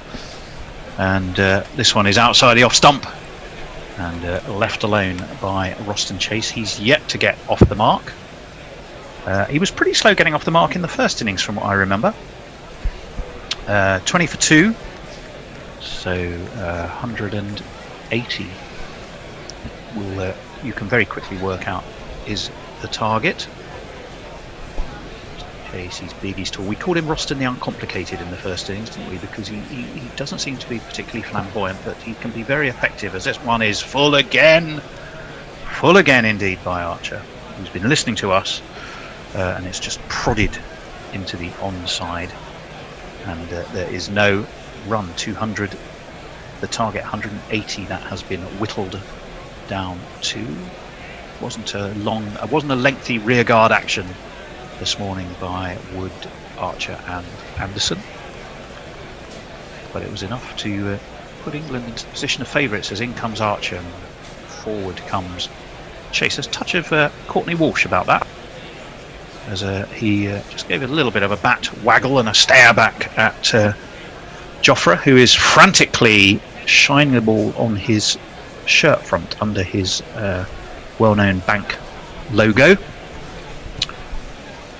There are 2 slips, a gully. There's a man at backward point. There is a forward short leg and a square leg. As Archer's in, that one is played down on by Roston Chase. It's away into the offside. They will take one. They will come back for 2. So Roston Chase is off and rolling. It's all the 2s on the scoreboard. 22 for 2. And we have 1 ball left of this 5th over of Jofra Archer's 10th over of the innings in all. Bess is lurking down there on the bench, almost like he's looking around for an imaginary crowd to joke with, and of course sadly there isn't one. I'd love to chat to the players about the psychology of what it's like to play in a completely empty ground. Archer comes in, and this one's nicely played away again by Chase. Again, it's simple and uncomplicated, but it's through extra cover. They will take 2 more. And Roston, as he did in the first innings, is not spectacular, but he is jolly effective, and he's quite correct. Al. A couple of people we want to say hello to on Crit Tracker. Akbar Ali Khan, Victor Vincent Vicky, Bablu Kumar, Shatith Kumar, Atik Khan, M. Daftab, Jam Tamwir, hello to you all. I'd have said a lot of these players will be used to playing in an empty stadium, especially the ones who play on the county side. You know. Where's Annie when I need her? Annie, I hope you're listening. Annie. Well, no, it's not completely empty, but they'll be used to playing. And you know, to be as we've discussed before, I mean, watching. I mean, it's weird in England, admittedly, but I mean, watching Test matches in front of empty stadiums is not new for us. I mean, the India subcontinent, Dubai, some of these places, you don't really get a lot of crowds in, except for in the Friday or whatever, as we've talked about when we've been on air before. So I don't think it's as big an issue with international cricket as it'll ever be with football. Well, in comes Jimmy again, bowling his 6th over. Now that's gone sort of. Was that pad or bat? If it was bat, it was a leading edge, and it sort of plopped up in the air. But square leg is just too far back, and it wasn't going to get him interested in the game. It was pad, says the green room. Maybe a little bit of inside edge. Well, there you go. Now I've had the Bear and Knuckle version. One who saw an inside edge, one who didn't. No, I just think there might have been. He was turned around, wasn't he? Yeah, you see, I did as well. As in comes Anderson again to Hope, and Hope plays this a little more solidly this time. 2 mid-on, no run. He's dragged it. Archer is patrolling there. He's definitely favourable. He's having a good look at the ball, actually. He's holding it out in front of him as a wine connoisseur might a glass of wine just before tasting it. It's almost like he's looking at the legs and the glass. I'm half expecting him to raise the ball to his nose, give it a sniff. He can't, of course, roll his tongue across it to get a sense of taste. Well, so there'll be none of that. I've got a point about that we'll raise after the next ball. Oh, look forward to that. As Anderson is in to Shy Hope, hurries Shy Hope, and it drops at his feet. There's no run. What's your point, Al? Sel Sadiq on Twitter, James Anderson on camera clearly applying saliva on the ball in the 2nd innings. Well, you get 2 warnings and a 5 after your 2 warnings. Oh, right. Okay. What, for salivering the ball? Yeah. But you get 2 warnings and then a 5-run penalty. Now, you'd like to think that if teams are smart, they could count that and go, well, we got 2 goes, we need a wicket now. If we think it's going to help, it's let's take the saliva risk. Is it per player? No, it's as a team. I think it's as a team. As in comes Anderson, and onto the back foot goes Hope. Drops the bat on it. It's away down past where Gully would have been. There's a 3rd man, and it's just a single. So the score moves on to 25 for 2. Remember, John Campbell, we are waiting news. I don't know if there's any news from the green room as to the state of Campbell. It would be a little bit early. If he's got a broken toe, one would fear that could be it for his series. Don Bess is warming up. He's Football throwing his arms around. Metatarsals. Well, yeah. Who was it? It was Rooney had a metatarsal. Yeah. Beckham had a metatarsal. That famous generation of disappointment, the golden disappointment generation. Yeah. Who always seem to have dodgy toes. In comes Anderson again to chase, and Roston the uncomplicated just gets that big old foot forward, bat solidly behind it, and it's away to mid-off and no run. You'd probably say these 2, Dowrich and Holder, hold the key for the West Indies, don't you now? He's just icing his foot, apparently, by the way. We've just heard that news. So there it is. There is the news on the Campbell toe. Well, that's an interesting question. You can't leave the ground for a scan. Do they have a mobile scanner? Have they bought medical equipment into the hotel? In comes Anderson. Forward comes Chase. That's away to deep point. They will take a single. The score moves on to 26 And Frost and Chase on 5, Shy Hope on 9. It's the end of that Anderson over. Al. Just one new tweet, really. Jonah Jones. So who are we going to drop / pick for the next test? I'm thinking Broad in, Archer out. I think it's a bit result dependent.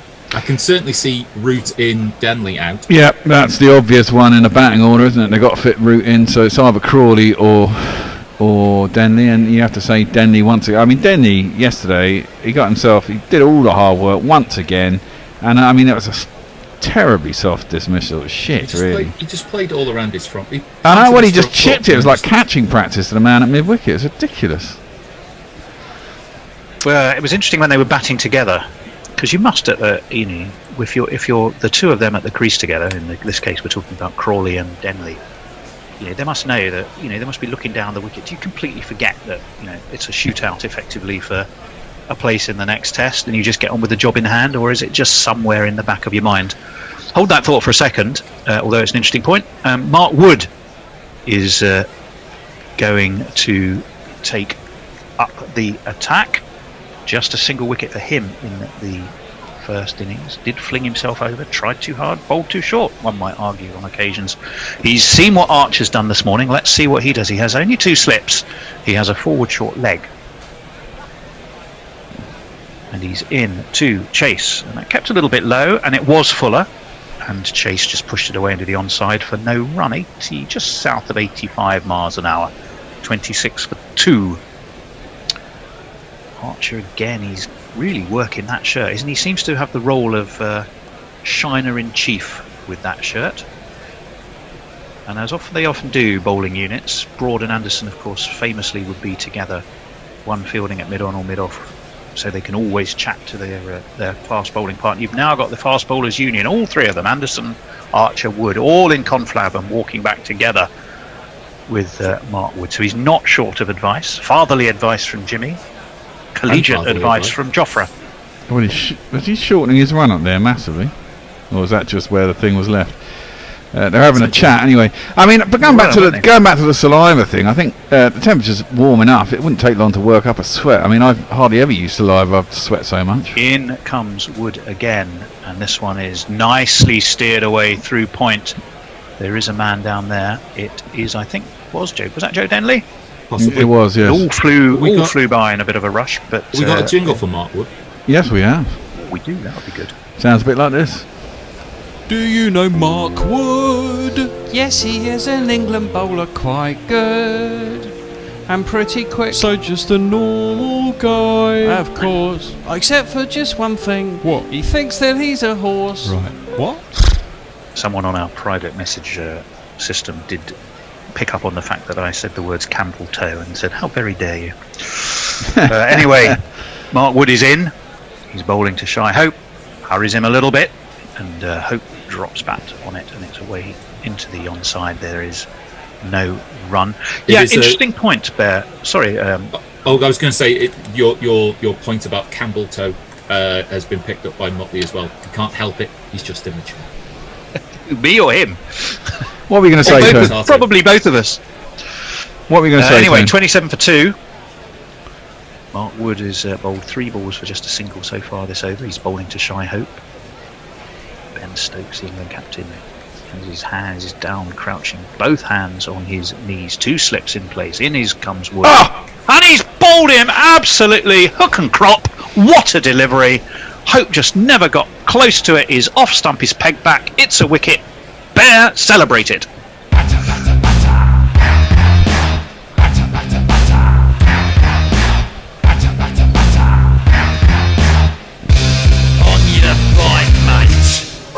Whoa, let's have a look at where that... What a ball, it just cut back in. Hope played all round it. Brushed the pad. England have their 3rd. And, well now, there are tremblings aplenty for the West Indies. We've heard about the flakiness of the top order. It's proven so a little bit this morning. England, though, have bowled substantially better, Al, don't you think? They certainly have. Let's just catch up on a couple of tweets that seem a little bit redundant, a little bit given about just what's happened. So Tom O'Pollett How about route in, Sibley out, Crawley up to open? Bit unfair on Sibley, that, to be honest. Woy Pom, Bess out, but Broad in. Messengers, I reckon Wood will be rested for the next match. We're only allowed so many falls in the series. Alternative, England and West Indies have both achieved 1/8 of their respective targets.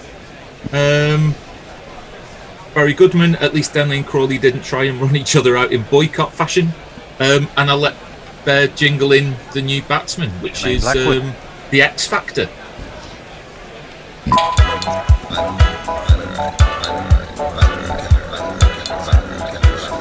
All right. Jeremy.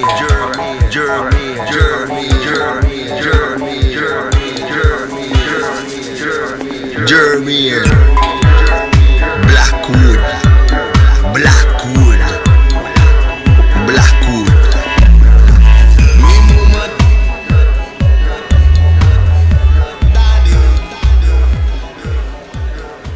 What were you going to say to me earlier, Tony? You were going to say yes, you had a point. What were you talking about? Was that about the sweat thing?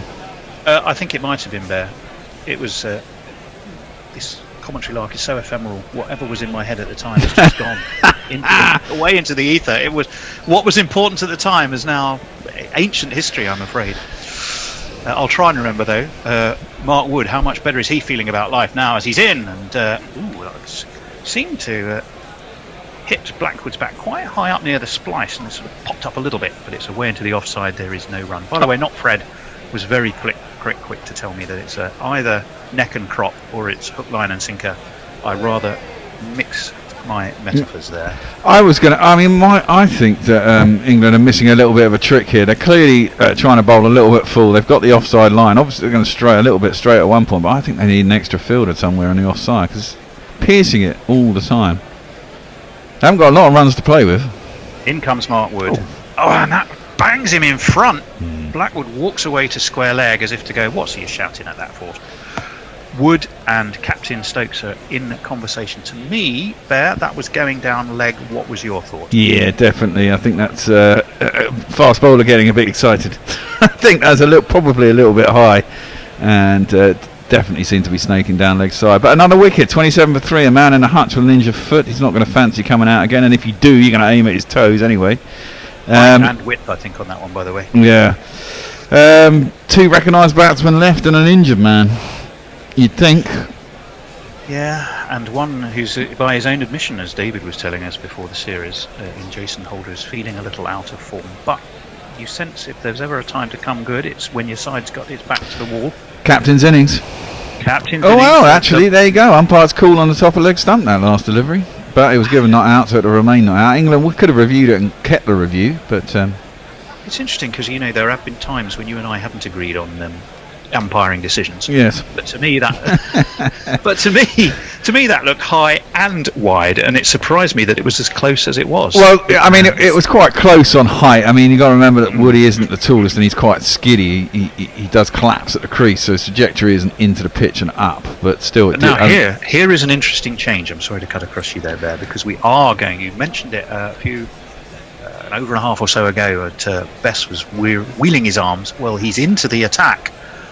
So with the pace bowlers on top, England now are trying to mix things up a bit. It's a very interesting move. Bear, I'll come to you after this ball as to what the psychology here is, but he's going to be in, is Dom Bess, to chase the uncomplicated, who is, of course, per his new name that I've given him, uncomplicated in his defence. What's your thinking about this? Well, it's 10 minutes to lunch. That's what I'm thinking about this. They're going to get 2 overs. There you are, then. They're going to try and get 2 overs in from the other end. Although you'd only get 2 overs in full, so they get an extra over in probably, maybe an extra over spin as well. As Bess is in, this is on leg stump. It's flicked away to square leg. They're going to come back for. No, they didn't get through to 1. Did they? Or did they just? No, he turned around. Did they not take the single? No. Chase went halfway down a wicket and got sent back by Blackwood. Well, that was a high risk because the throw came in pretty quickly. Had it been a little more adjacent to the stumps, that throw, it could have been potentially interesting. As it is, we all move on. There's a slip in place. There is a forward short leg. Dom Bess is going to skip in again and bowl to Roston Chase, who just prods it back to him. And It's often the way, isn't it, when you have a spin bowler who's just being defended, even the spin bowler just ambles to pick the ball up. And the game seems to go down a gear, but we shall see whether they can be tempted, these two. Roston Chase doesn't look like it. He plays that one off the back, puts away to the offside. There's no run. 27-4-3, 2 balls left of this over. And as you're right there, sometimes the most complicated questions have the simplest answers. Yeah, I think it's just because lunch is coming. Exactly. I think the first ball as well, and you gave it a bit of air, and it managed to hit that little rust spot just outside your something to turn. The others have pretty much gone straight on.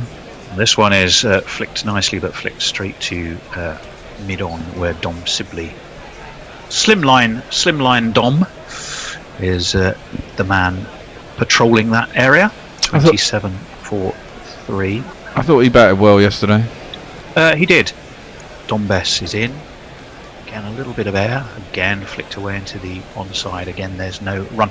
Yeah, now, I don't think they have too many left-handers, and I think there's a little bit of rough in the bowlers' run-ups to attract the spinners if you were bowling at left-handers, but they don't really have too many of them to work with in this West Indies side, I don't think, do they?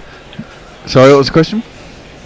How many left-handers are there in the West Indies side? Well, there's a Campbell, but he'll be interesting. He's an opener, and I did notice when Roston Chase was bowling to lefties yesterday, there was certainly you could create a little bit of indecisiveness outside the off stump. There's a fair little bit to work with for the right-hander bowling around the wicket to the left-hander. But you're right, there aren't that many left-handers, but the one that is left is an opener, and he could be quite dogged if the Not pitch. surprisingly, in comes Mark Wood to continue. Blackwood turns this nicely off his hip, backward off square leg, and he will get himself off the mark with a tidy single. And you know what I also did notice, England made hay after the when the ball was from 40 overs on. You know, that's when Stokes and Zach Crawley yesterday were making hay, and it looked quite easy whilst that was going on. I mean, you've got to get the bulk of the wickets with the new ball. Yeah, Jimmy Anderson, I noticed there, is also using the shirt front shining technique. Her trousers seem to be so pre-COVID, as this is left on the through to Butler. I wonder why that is. I don't know. So normally just use their trousers, don't they? But it seems to put both Archer and Anderson there, were frantically using their shirt fronts. It seems to be a preferred method, but I always used to bend over and just fucking rub it down the back like that, exactly like that. Yeah, that's the more traditional approach. Rory Burns is doing, give it some of that. And as I was saying earlier, you get. I mean, I sweat a lot when I'm bowling, and it doesn't take long to start it. Funnily enough, at my weight and age, and I've never had the need to use saliva. So. In comes Mark Wood. The 2 slips go down. It's it's full and on the legs of Roston Chase, but he drops the bat on its way into the onside. We had a bit of green room stroke Knacklegram news. Apparently Sky were looking at what we thought was saliva, and it was sweat. So they haven't yet used up their spit the dog warnings. I just don't 28-4-3. I just don't think they'll need it. Wow. England have done what they've certainly set out to do early doors with the new ball. West Indies need to consolidate. England really want another one. That one was an interesting ball. I'm going to ask you about that in a minute there. It was short. Almost like a shorter, well, it's not a slower ball, it wasn't. It's a way down to long leg. They take 2. He seemed to sort of roll his hand across that as he delivered it.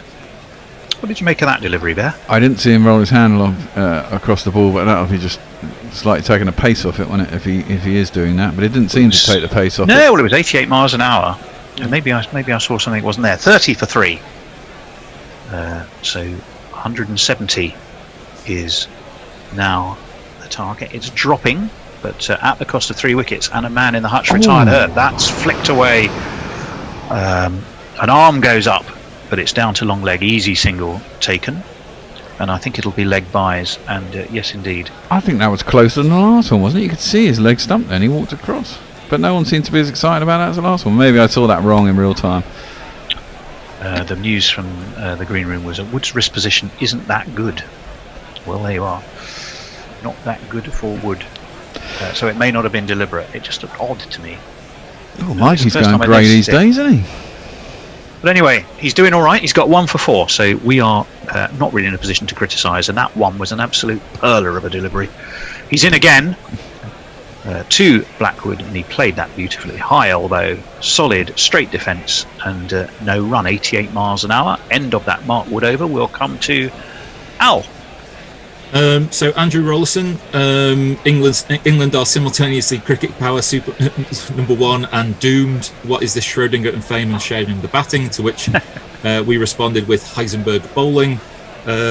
Martin Lawrence, in regards to the ball polish, can the third umpire call a no ball if they use saliva too much? I don't know whether it gets awarded 5 runs after 2 warnings, apparently. So I'm not sure if it's a no ball, but that's the penalty, Martin. 5 runs after you've had 2. You get 3 strikes, and the third strike costs you 5 runs. And I will come to a one from Woy Woy Pom in just a moment.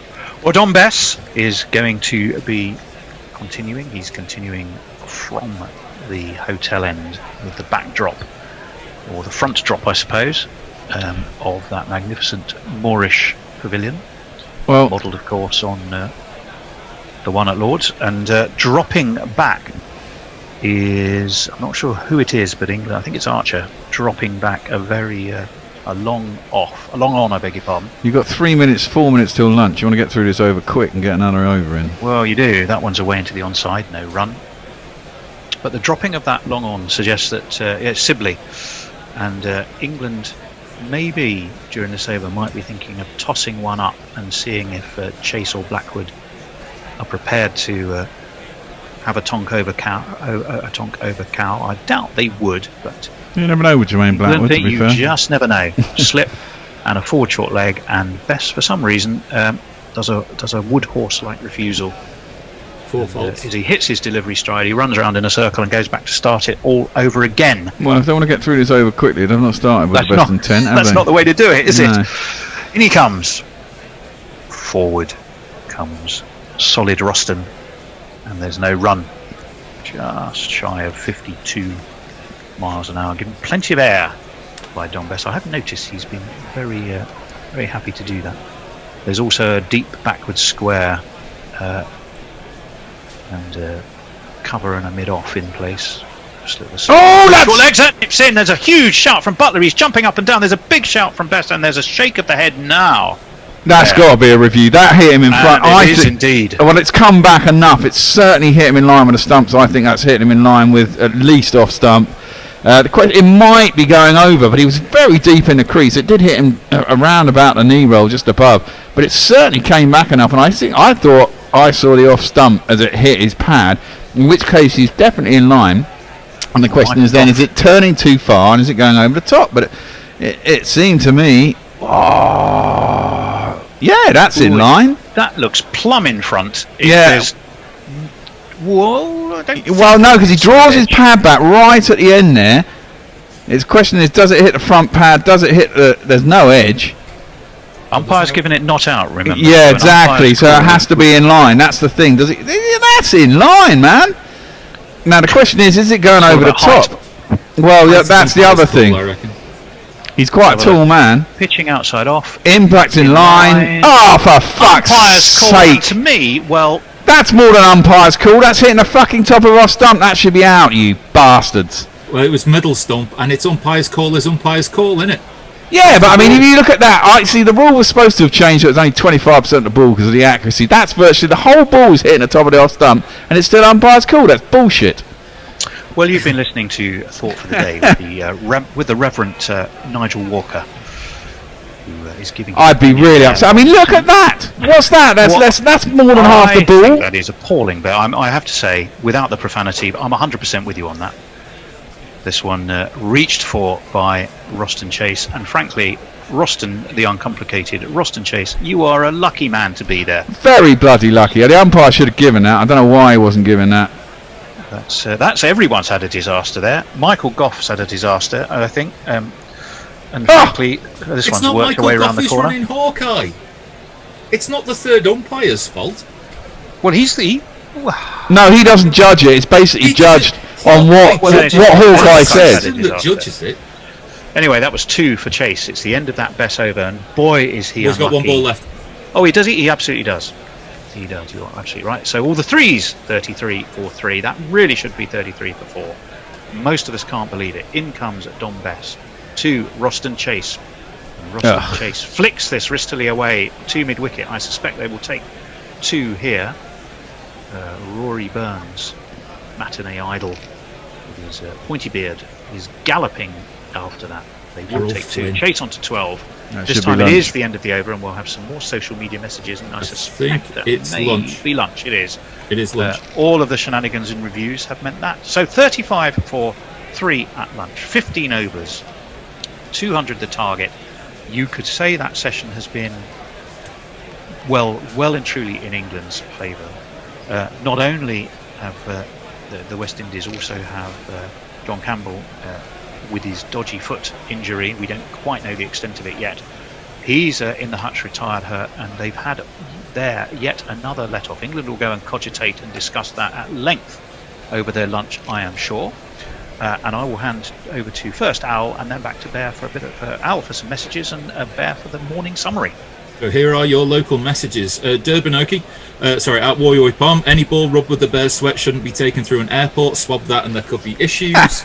Andy Brum talking about Wood's dismissal full straight at the stumps takes wicket shock. History of the Netherlands podcast, you'd think with Chase and Hope they'd have a chance, but now they've lost hope. Can they keep the chase? Andrew Rollerson, all hope is gone for the West Indies now. West Indies have no hope, says Mutley.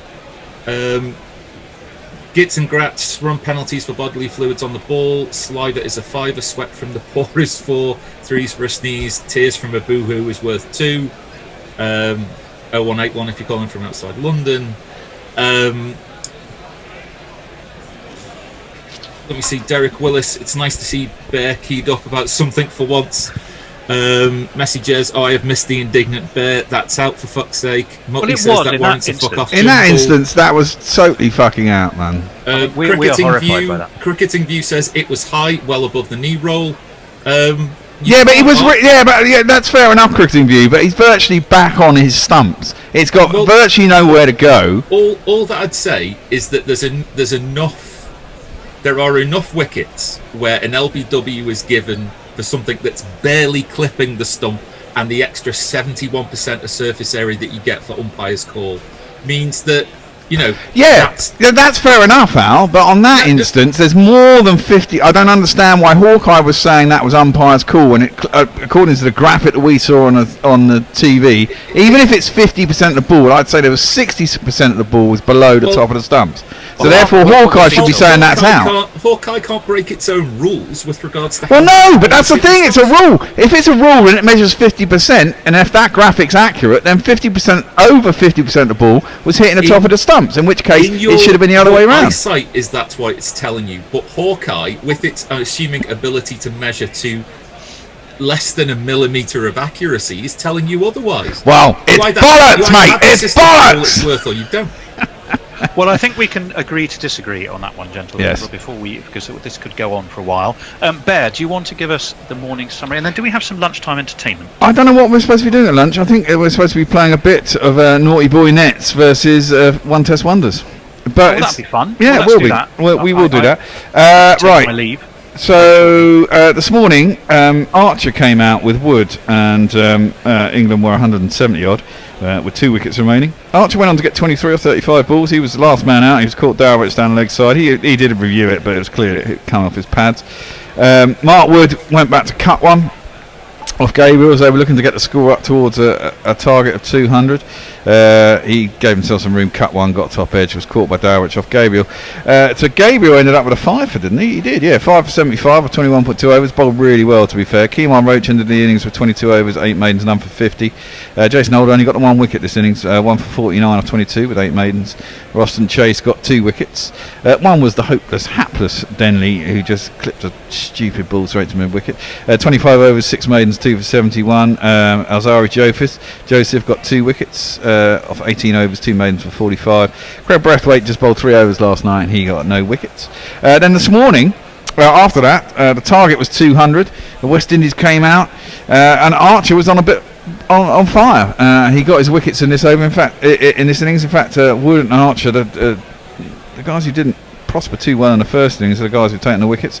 Brathwaite was out for 4 off 18 balls, bowled by Archer. John Campbell retired hurt. He got a Yorker right on his foot in the first ball I think he faced to Archer. There was a big appeal and there was thoughts of a review, but it did hit outside the line. But a couple of overs later, he was down on the floor. The physio came out and he needed some repairs on his foot and went off retired hurt. Shai Hope came out. He was bowled by Wood for 9 of 23 deliveries. Shamar Brooks was pinged right in front, pressed forward, trying to play around his pad once more. Probably hit him shin high right in front of middle stump. He didn't even bother reviewing, which is rare for the batsmen in this innings. A lot of them have been reviewing, but there was no point in reviewing that. It was absolutely plum LBW. Ruston Chaser is not out on 12 off 29 deliveries and should have been out, as we've just been discussing. I'm not happy about that, but the rules are the rules, or the laws are the laws, and they are allowed to be enforced. I think there's another way to look at that there as well, because we're blaming the technology.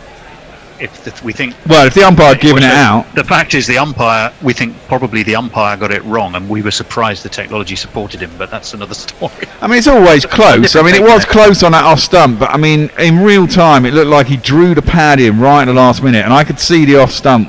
I could see the edge of the off stump when the ball hit his pad, and maybe that's the thing. The umpire thought it hit him outside the line, but I could see that when it hit his pad, and that was the only thing that probably saved him in the umpire's mind. He thought it hit him outside the line, which is, I guess, is fair enough. Whilst my anger is high, umpires are umpires, and they do make mistakes. But it did seem to be that Hawkeye got that a little bit wrong. Anyway, he's not out 12 over lunch. Jermaine Blackwood has been out there for 4. Well, he's faced 4 balls and he's got a single. So the West Indies go into lunch at 35 for 3 with an injured man in the hutch. You've got Dowrich and Holder to come, and not a lot after that. Presumably, if it gets to the point, Campbell will come out again. If he does, I imagine they'll have the quicks on straight away, angling in at his toes with Yorkers. That's certainly what I'd be doing. And that brings us through to lunch. It's a tantalising prospect. We've got 2 sessions left. The Windsors have definitely got enough time to get the runs. Have England got the power to get the wickets? I presume there's going to be a result. There's no rain. I mean, even if the West Indies got to 7 down with, an hour and a half to go, they could still eke it out if we don't get the wickets just by edging it through the slips for 1 and the odd 4, So I think there's definitely going to be a result today. Well, I can tell you, WinViz now has it at England 80%, West Indies 19%, and the draw 1%. Well, I don't think it's slightly overly in England's favour, and we've said the bookies and WinViz don't seem to be agreeing today. No, well, the bookies are always going to err on the side of caution, aren't they? They're never going to give you the true odds of these things. But hey ho. Right, so we shall go to a bit of dice cricket. Now, those of you who didn't see our dice cricket, it was an amazing innovation by us. It's dice cricket. It's Owlsat. It's analog cricket for the digital age, but we managed to produce it live, and it's quite entertaining. Made up teams. Oh no, I've got what have I got here? I've got the Ween O'Shaughnessy's versus the GDMs. GDM was it the Ginger thing? Ginger Dreadmen, of course. Ginger Dreadmen. Yeah. Yes. Well, you're not going to get a whole game because it's probably about 2 hours. Maybe I'll start it halfway through or something. All right. Anyway, I shall leave you for now. I'll leave you in lunch, capable hands, and we'll be back later this afternoon. Take care, all. Indeed. All right, bye.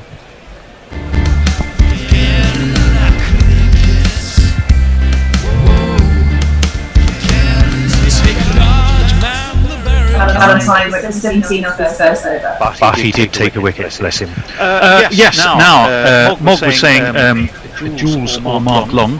So obviously you're incognito today, Jules. Grubby says Tony Bishop. Grubby's tweeted earlier says he looks like Alan Cork, Alistair Cook. So I don't know how I got that wrong, or nonetheless, Knuckles saying Tony misreading Srinath and Alan Cork as Alistair Cook, showing precisely why he got to have the tenure of ownership for the bespectacled can't see their way out of a paper bag 11. Hold on. It's Sri Sant, isn't it? Sri Sant, yes. Okay, because you said Srinath and Srinath. Yes, I'm getting them confused. I think that was Knuckles' point. Oh yeah. Come on, people. Come on. Due apparently because of my spectacles. Poor prescription. Linux Lear says, Tony's Twitter app sometimes seems to omit the latter parts of tweets, so he didn't even see the hussy bit. Oh Lord, you're right, Linux Lear, it does. I have to click on a link. I will do that next time. Mog says, can we get Atif on more? I do like the way he grooves to the jingles. There you go. See? There you go. I need to find you a bowler, don't I, for the next over? Yep. And I think we might just ask Percy to go and have a blow after that unmitigated disaster. And we are going to stick with a bit of slow left arm, actually. The man who gets paid in lamb chops from Northamptonshire, David Steele's going to whirl his arm. Doesn't matter that he's great or he's specky, cause he could play. It's David Steele. It's David Steele. Yeah, that grooving was just for you, Mog. Okay. Marlon Samuels now on strike to David Steele, who comes in, and there's a big appeal first ball. Well, what will happen there? And he's not ball. No, David Steele has overstepped the mark. No ball.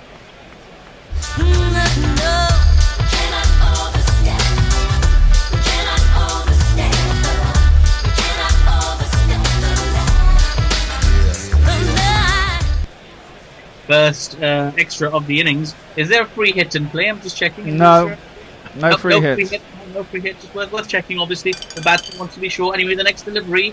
It doesn't matter. He's gone after it like it's a free hit anyway, and he smashed that. David Steele's just bewildered right now because how did he hit that ball flat bat behind the wicketkeeper over his head for 6?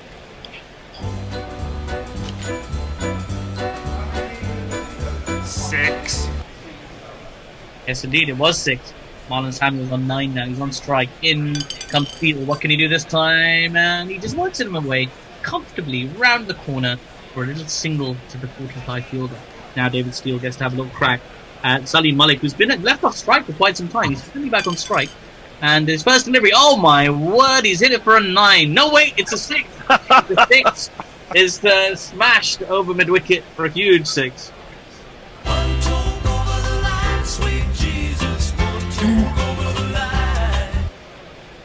Well, and that 6 brings 100 up, so the Naughty Boy Nets are on 104 for 6 in their 6.3 overs. Right, getting back to a respectable total here.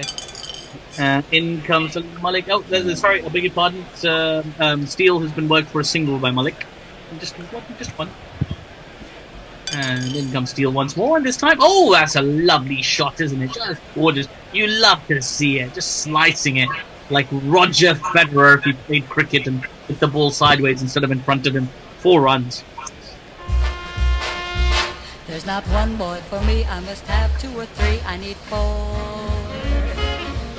That was Marlon Samuels with the boundary, sorry. And one to come, Marlon Samuels on strike, and he finishes the over with a 2. A nice little 2. And that completes the over. A fruitful one for the Nets.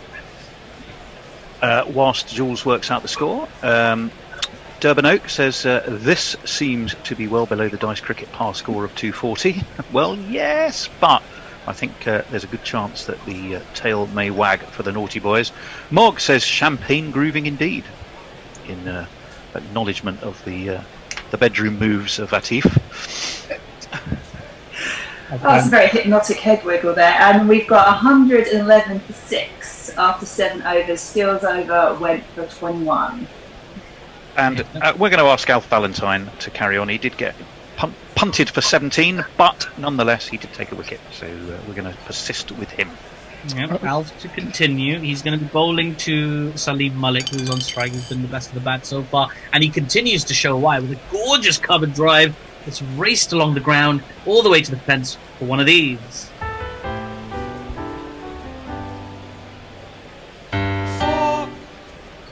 Yes, indeed. 4. Salim Malik still remains on strike. In comes Alf Valentine. And oh my word, is this going to be Valentine's Day? It might be, because he's got him LBW. Well, Salim Malik has played a blinder, but his innings has come to an end with a gorgeous delivery. Just nips back in off the seam or the surface or something, or maybe a 50 pence coin. Anyway, it struck him bang in front. Malik is gone. Wicket is fallen. Out.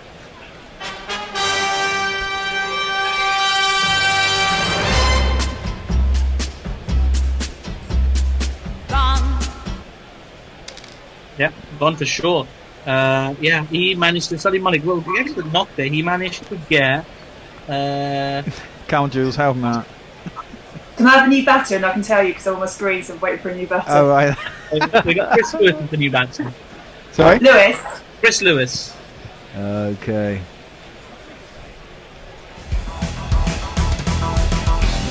But we're never gonna get a cocaine unless we call up Chris Lewis. Yeah, it's the man who will probably never get to go to Dubai. It's Chris Lewis who comes to the crease. Well, what a go. Again, just an acknowledgement of that knock from Salim Malik, who managed to score a wonderful innings of 36 of 10 balls, including 2 4s and 4 6s. Nice. That's what he was known for back in the day, T20 cricket in the 1980s. So anyway, in it comes Alf Valentine bowling to Chris Lewis now, who's on strike, and his first delivery, and there's a big appeal first ball. Oh my word, big appeal, and he's been stumped. Oh my word, Chris Lewis is beside himself, probably because he hasn't hung out with his friend from Northamptonshire for a few weeks, but also because he's been stumped first ball, and Alf Valentine is on a hat-trick. Now you're gone.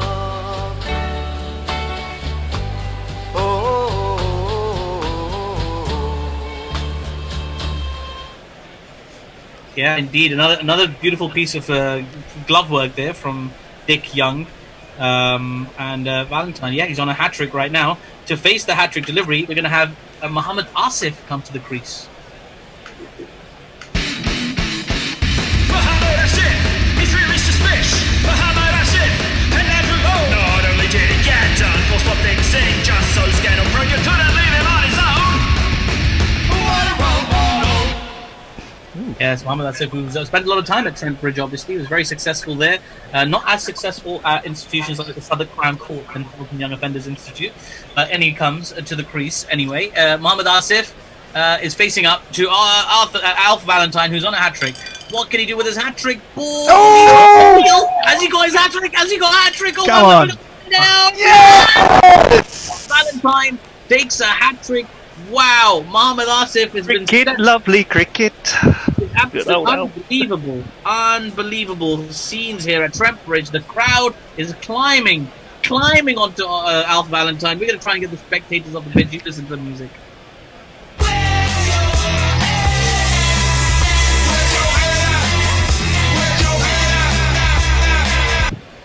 Well, that special hat-trick from Alf Valentine has put the Naughty Boy Nets on their knees. But with only one batsman remaining, the final batsman to come to the crease is Canaria. Danish Canaria, he's not superior. He doesn't even come from Denmark, but he'll be forever known as Match Fixer. Oh man, I could totally group the Match Fixer. My word, they're in a lot of trouble here right now. Naughty Boy Nets, they've got to do something here. Canaria on strike. Valentine has got 3 from 3. Can he get 4 from 4? A lot of pressure on. In he comes, Valentine. Oh my God, he might get 4 from 4. He might get 4 from 4. We've got a big appeal. What's going to happen? Oh! Wow. I mean, that was a superb effort, a 4 and a 4 ball, but Valentine, well. Remember the name because he might not. Alf Valentine. He's thankfully for the Naughty Boy. Oh, he's still got 1 ball to come. He can still get 4 in the over. And he comes, he bowls, and he's been worked away for 3 by Danish Canaria. Top edge there, which just flies over the head of the keeper, and he has to go chasing it.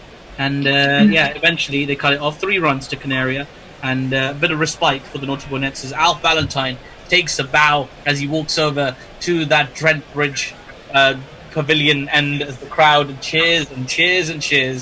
Wonderful. Well, the victory. So that Valentine over went for 7 runs. There was 3 wickets in it. So he's for his 2 overs, 24 of 4, and overall the score is 118 for 9 wickets after 8 overs. Nakul Pandey says Marlon Samuels showing, and this is obviously we've skipped a few tweets here and gone back in time. Marlon Samuels showing the value of a number 8, Gary Naylor, a position where he has an international batting average of infinity, apparently. What else are we saying? Linux Lear says, I can see exactly how this will play out.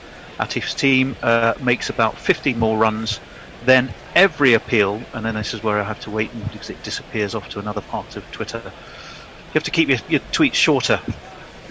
No, I can't wait for it. It's going to take too long. I'll try and come back to it later.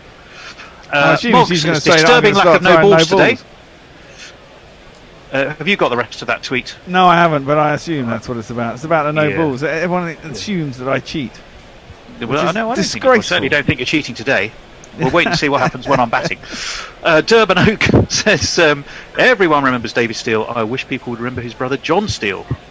Quite right. Mog says, karma being visited upon the naughty boys from the righteous hand of Alf Valentine. Diana Patterson, hello Diana, says, well, there is some weird stuff happening in this match. I suppose it's not surprising. And no, you're probably right, Diana. All kinds of weird things happen. So, bowling change. Let me see. That was inspired by Clive Lloyd to give Alf a second over. David Steele wasn't quite so impressive, was he? Percy Fender was an absolute disaster. I've got 1 wicket to take. I've conferred with Clive Lloyd. He was shaking and having just got out of the back of Bear's car. But once he'd collected himself, he is going to say, bring Devon back. So that's what we're going to do. Well, Devon Malcolm, back into the attack. Are we having a jingle again? Yeah. Malcolm Devon, and his neck so small that you can hardly see. And in '94 the Sapphirs fell one by one.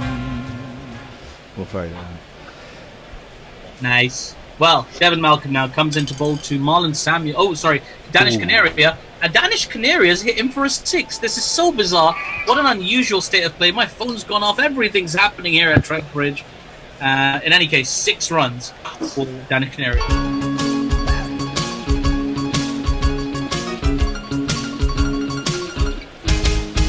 came out of your hand and into my zone.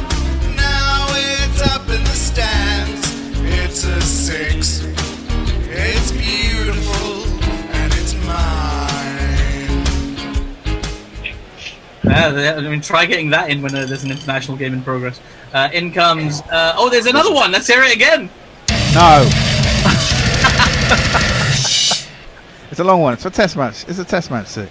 Oh, that's awesome. The Canaria getting some crucial runs. Every run here crucial right now. Well, this might be the end of them as there's a big appeal. And LBW, or little cameo from Canaria comes to an end. 2 6s, and Devon Malcolm has cleaned up the last player. Well, there's an LBW, the same sort of difference. It doesn't really matter.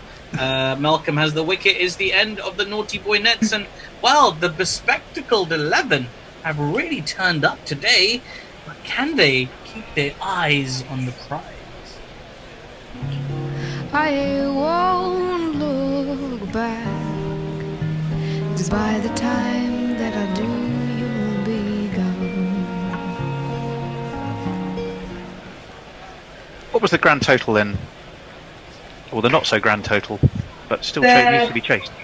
Hey, it's got to be chased. It was 130 all out. Do you want to run through of the players' scores? Yeah, go on then. Yeah. So, the leather jacket hero that is Hansi Cognac was out second ball without scoring any runs. Azharuddin got 12 runs from 6 balls. Alan Lamb, he also got a lovely big duck. Lee Vincent went for 11 of 5 balls. Top scorer was Malik, he got 36 of 10, which included 2 4s and 3 6s. Akmal, he got 13 of 5. Saqib Al Hassan, 26 from 10 balls. Marlon Samuels got 16 from 6. Chris Lewis, he was out for a duck, as was Asif in that magical over by Valentine. And finally, we have Danish Canaria, who was out LBW for 15. Yep, few tweets and stuff. Linux Lear says, Jeff Perkins says that Guerrilla Cricket barefaced audacity of it all. Linux Lear says, I don't think that the Bear cheats. I think that Hansi sold the match. Knuckle Pandy says, what cockamamie Twitter reading device is Tony using that only shows him part of tweets? Look at that piece of scoring. It is, Knuckle, a very old iPad.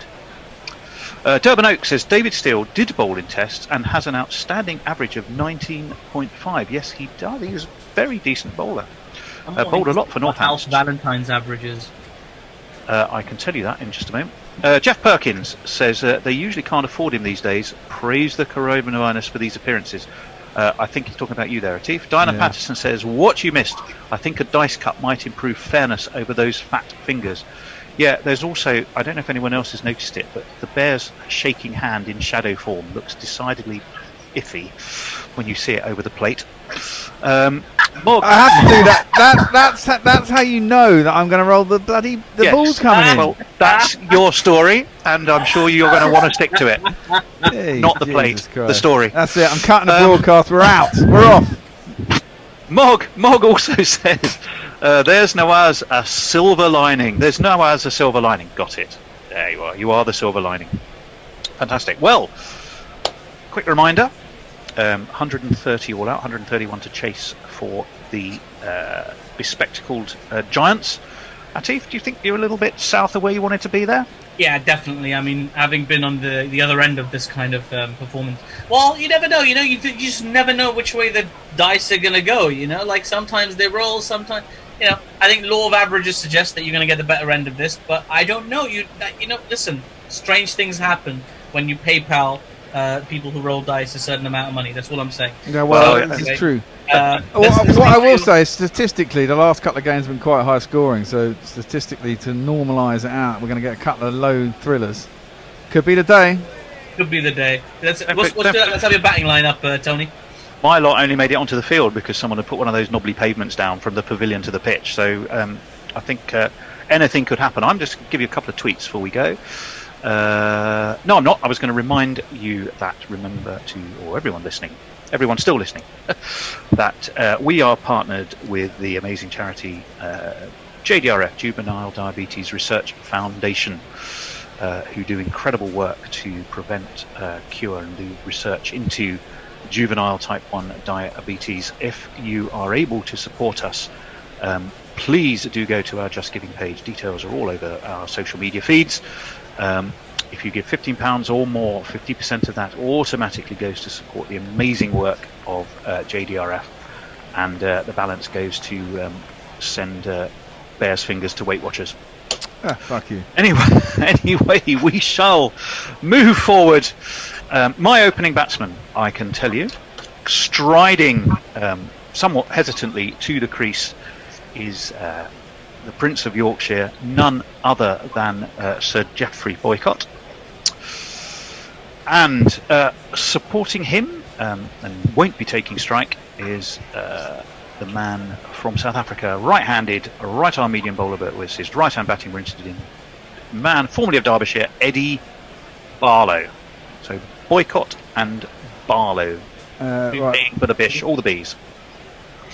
I reckon and who have you got bowling there, Atif? We're going to start with Chris Lewis. Okay, I'm going to play a couple of jingles. Hold on.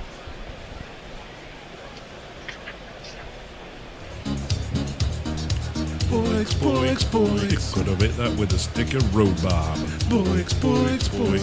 My mum could have caught that in a penny. Boix. He's no more brains than a pork pie. Boix. Add 2 wickets to the score.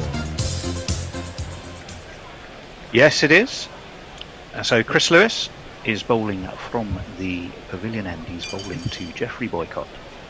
Boycott, in uncharacteristically belligerent fashion, slams this away through the covers for 4 runs. 1, 2, 3,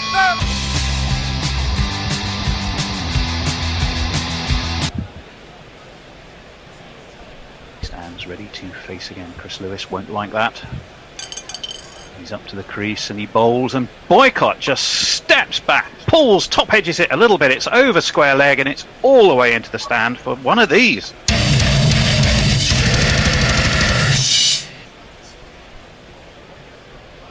Yeah, it was there, Tone. Oh, was it? Okay. Yeah. Good to know. You're not in your eyesight, gang. You sure these ones aren't in fucking ear trumpet 11 too, mate? Jesus. I could take charge of them quite happily. Deaf and blind. Can I have the daft 11 as well? Yeah. Deaf, blind and daft. I'll have all three. Oh, and this one nips back. Lewis is big shout, and would you believe it? He's overstepped the line. You cannot overstep the line.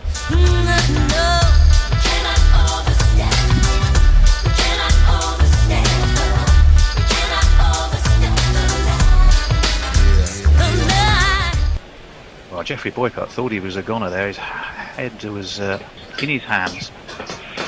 But he lives to fight another day, as in comes Lewis, and Boycott just tickles this. They take one. Are they going to come back for two?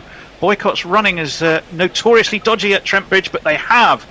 They've managed to take that second. Keeps Geoffrey happily on strike. And he's going to face Chris Lewis once again. And Boycott, this time, just sweeps this majestically off his legs. There's no point in chasing that. Who is the fielder that's gone jogging after it? Was Lou Vincent, but he might as well give that up. It's slammed into that white picket fencing for 4 more runs. 1, 2, 3,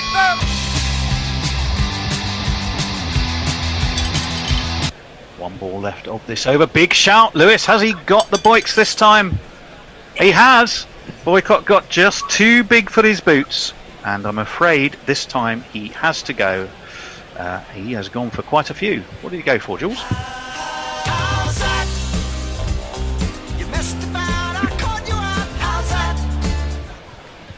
So he went for 16 of his 5 balls, which includes 2 4s and 1 6. And my mistake, he had 1 more ball left in this over as well. Okay. Well, coming to the crease then, now that Sir Geoffrey has departed at number 3, man who bowled pretty tidily too, from what I recall. From all the way from Bradley in Staffordshire, played for many years for Derbyshire, then Leicestershire and Northamptonshire. Strangely, his nickname for some reason was Crime. I have no idea why. It's David Steele. Doesn't matter that he's great or he's specky, cause he can play. It's David Steele. Base. It's David Steele. Yes, indeed. The man described by the Sun's Clive Taylor as the bank clerk who went to war. Based on yesterday, Grubby and Al both and need he's one. facing this, and he's going to take the strike as well. Geoffrey wouldn't have liked that. Eddie Barlow is not going to like that. He hasn't had a face the ball yet, and he's not going to be able to either, because this has just been pulled up short of the long leg boundary. But they are going to take 3, and it will keep David Steele on the strike. And at the end of the first over, the score is 20-1. Nah, that's pretty good. So, Asif, who have you got next? I think we're going to mix it up a little bit. I think we need to chuck a bit of spin in there. So we're going to have... well, because if you notice, the team is mostly spinners anyway. So... No, we're not. Double bluff. The ball was in Canaria's hand. He's sorry, going to I just muted Asif. her. Let's go. Off-cut legend, Mohammed Asif. Let's see it. Okay. Mohammed Asif, he's really suspicious. Mohammed Asif, and never alone. Not only did he get done for stopping sing, just so scandal pro, you couldn't leave him on his own. Could have had Mohammed Amir in here as well, of course, couldn't you? Yeah, but he's reformed. I don't know. I feel like he's moved on from all that stuff. Whereas Asif is playing cricket in Norway, destroying the club because it doesn't seem fair. Jesus, what did he get? What's his average? About 5.2 or something? I know, it's something ridiculous like that. It just doesn't seem fair. No, that's not at all. Anyway, let's go. Well, he had a best... Well, he's bowling, and I'll tell you in a moment. And 2